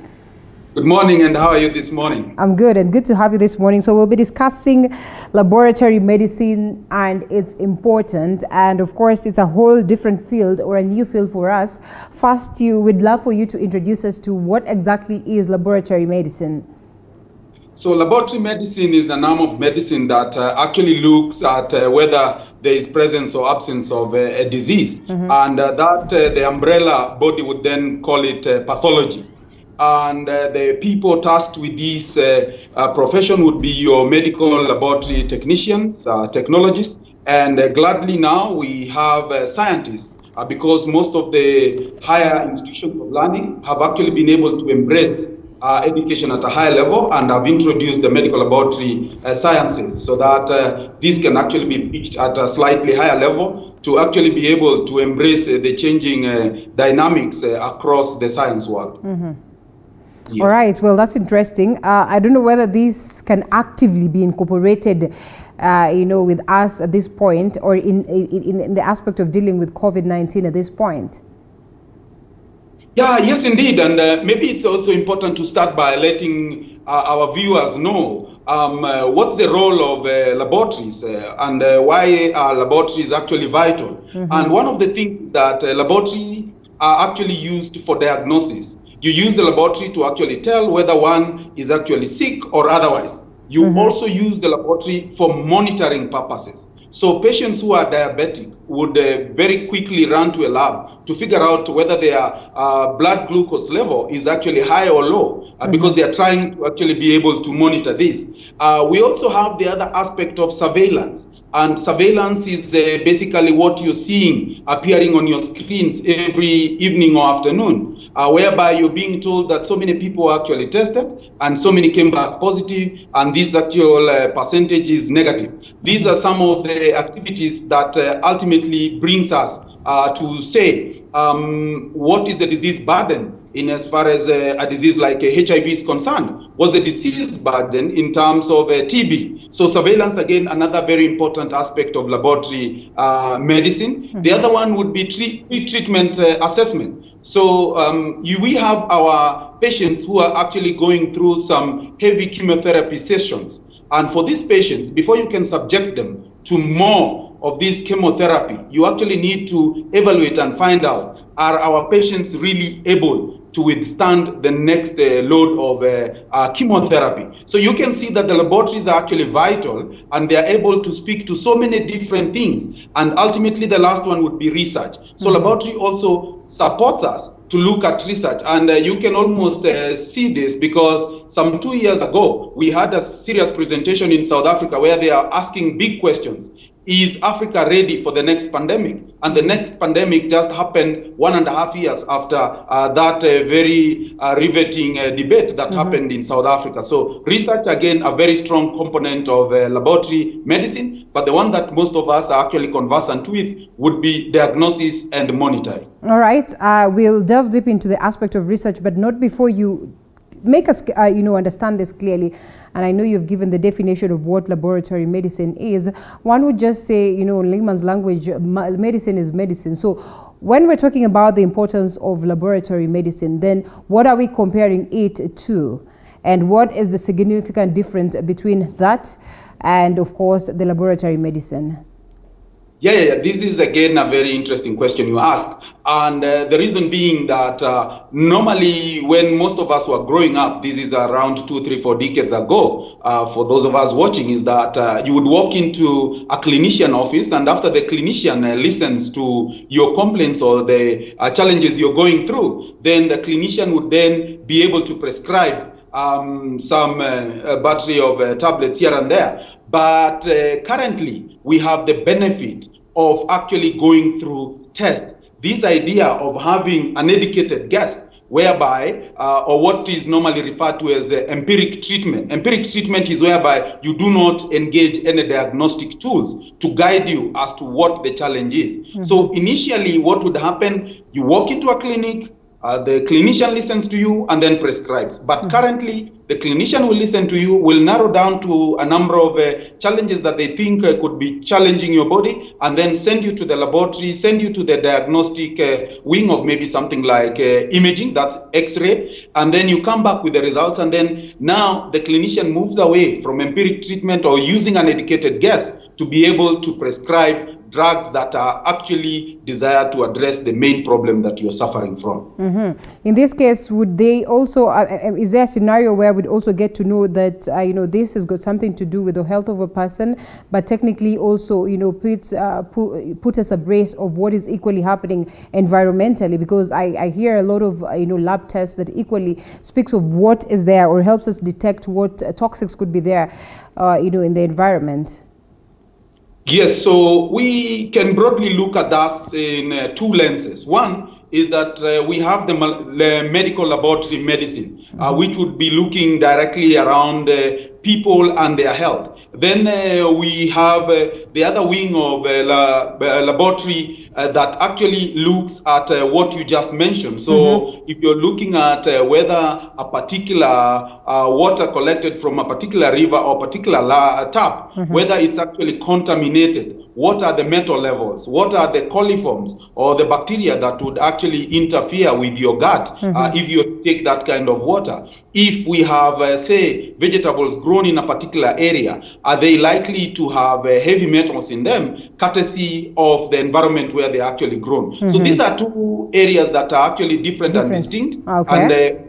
And when it comes to actually the accreditation, then you'd be looking at two different systems of accreditation. One would be the ISO 15189 for medical lab and 17025 for what you just talked about. And maybe something that is of interest to our the people watching is that the ones that are accredited to the 17025 would be the one telling us whether a particular food has aflatoxin or not. Maybe that's a common thing that they would relate with. All right. And speaking of research, you said it is very crucial. We'd love for you to dig it a little bit deep so we get to understand how important it is and what are the challenges that would come along with that. Yeah, so basically the importance of research, and this was actually underscored a couple of weeks ago when one of the researchers here from Kenya, actually in Embu, working in Embu, but with a scholarship from the one of the universities in UK, is actually working on a breakthrough TB regimen that is purely from herbs. So working and going backwards to what he saw his forefathers do, he has actually been able to midwife that product to actually reflect the challenges that we face today. So we are seeing that with our scientists getting into the space of research, they are now able to look at homegrown solution as opposed to us always waiting for solutions from outside. So research is a key aspect that needs to really be nurtured and supported. The only challenge is that being a third world countries or a low income country, we might not have the requisite environments and even the financial muscle to support such activities. Speaking of which, then it brings us to that aspect of challenges and the problems that people working in laboratory phase, and also the challenges that are being experienced within the facing of clinical laboratories. So maybe you can expound some more on that and what really needs to be done in terms of change of policy, in terms of change of systems, so at least we are able to place ourselves somewhere better. Yeah, the biggest challenge again will cling around the financial resources, and the financial aspect actually has a number of challenges that it brings to us. One is that we would wish to see a facelift in terms of infrastructure that we have across Africa, You know, like it was in the past, you would walk into a lab and you'd find a small, tiny room that is actually being used as a laboratory. But times have changed, the equipments have actually evolved. We have different types of equipment, and these equipments also desire that they are operated within a certain environment. So most of the equipments might require things like air conditioning and things like that, which again calls for some heavy lifting in terms of capital. But we also have the other aspect of education. Most of the persons working in our laboratory could have been trained a couple of years ago, and this calls for continuous medical education to ensure that these people actually keep abreast of the ever-changing and evolving medical laboratory science. So those challenges are actually being addressed, especially here in Africa. We've had a lot of inputs from non-governmental organizations and also the government trying to prop up the aspect of pushing labs to actually become ISO accredited, to actually be able to play at the same league with other international laboratories in terms of quality. All right, speaking of which, what then would be the future of medical laboratory science? So the future of medical laboratory science would be one, to actually ensure all our labs are actually accredited. Linda, it will surprise you that some few years ago when a research was conducted here in Africa, we actually had around 500 labs. This is around 4 or 5 years ago. Only 500 labs were actually accredited here in Africa. And 400 of those labs, or slightly above 80%, are actually domiciled in South Africa. That leaves you with around 17% of the labs around the sub-Saharan region, where our country and East African nation actually falls within. And again, when you are to break down the numbers, even the ones in South Africa, it would surprise you that out of the 400, 90% are in the private sector. That then paints a very a dark picture for the common mwananchi who actually visits most of the public institutions. And this is not to say that just because a lab is not accredited, that it does not provide quality services. But then you want to anchor your practices to say that we have a third-party attestation saying that you actually competent to run the following tests that you actually do. And at some point you must have experienced this, that you walk into a facility, you have your blood works done, and then tomorrow when you visit another facility for a senior review, you find the clinician request that they repeat all the tests. So why do they ask you to repeat all the tests? Is because they do not have a confidence to say that the testing that was done in a separate clinic or facility actually meets the minimum threshold. They do not have that confidence within themselves. And so this would actually only come with the aspect of laboratory accreditation. That is number one. Number two is to ensure that the continuous medical education amongst the laboratorians is actually made compulsory, and people go back to education on a weekly basis to keep on reminding themselves on the best practices. And over and above that is the aspect of proficiency testing. In proficiency testing is whereby you receive some blinded samples from an independent body, and then you test the sample and you give them feedback. And then they are going to tell you whether your facility is operating at the desired level or you need to make some improvement within your quality management system. All right, that's great. Let's acknowledge this, that in as much as we're in the third world, there are crucial things that, sometimes so much energy, so much resources is channeled or, are normally channeled towards making the best of these, different sectors based on the importance that they carry. Do you suppose then that we have ignored or overlooked the true value of laboratory medicine to a point where up until today we are discussing a scenario where it is in the worst of its state, and actually much is not being done towards transforming this, in as much as the health sector is one thing that has been crucial. I mean, we see even with the budgetary allocations that health in most cases will receive their highest chunk. Yeah. Actually, we might not say that laboratory has actually been neglected. Actually, on the flip side is that a lot is happening.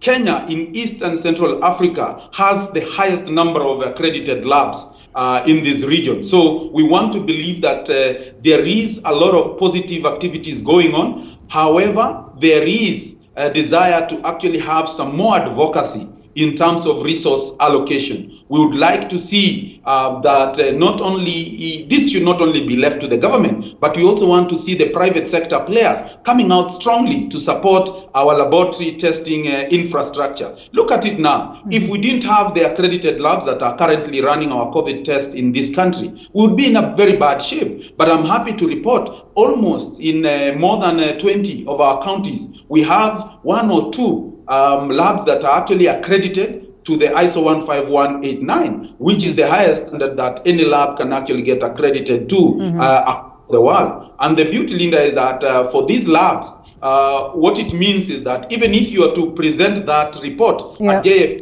now that Kenya Airways is about to open their flights to the US, the results will actually be received positively and accepted. Because in the area of accreditation, there is what we call the mutual recognition for reciprocity. So whereby if a test has been done in an accredited facility and you move into another country or in another facility, they're actually going to accept it. And what it does is that it reduces even the cost of doing business. So that if you are to export products from Kenya to another country, maybe agricultural, and these products were actually tested in ISO accredited labs, it will not need to be subjected to some more testing when it gets to the other area. So some of the benefits that comes with having accredited labs within our country. Kamau Gatwechi, thank you so much for the great insights. Unless there's something else that we're leaving out on this, that will be crucial, and maybe one clarion call on what it is that you would probably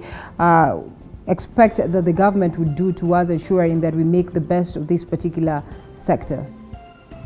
So one of the key things that I would wish the people watching us take away is that laboratory results for you, looking at it from a quality lens, should actually be reliable, should actually be timely, and also be very accurate when you receive this test. And beyond that, you should be asking the provider whether they're actually getting you the test at the right price, because some of these testing in this country have been placed in such a way that it's not affordable to the common man, especially those that are happening in those accredited facilities. So for me, I would wish to request with a lot of humility, those of us who are running these high-end labs to also consider the buying power of the Wanjikos of this country, so that when they seek to access laboratory medicine, it's actually available to all of us at the right price, at the right time, and spread across the entire nation. Indeed. Well, thank you so much indeed. Importance of laboratory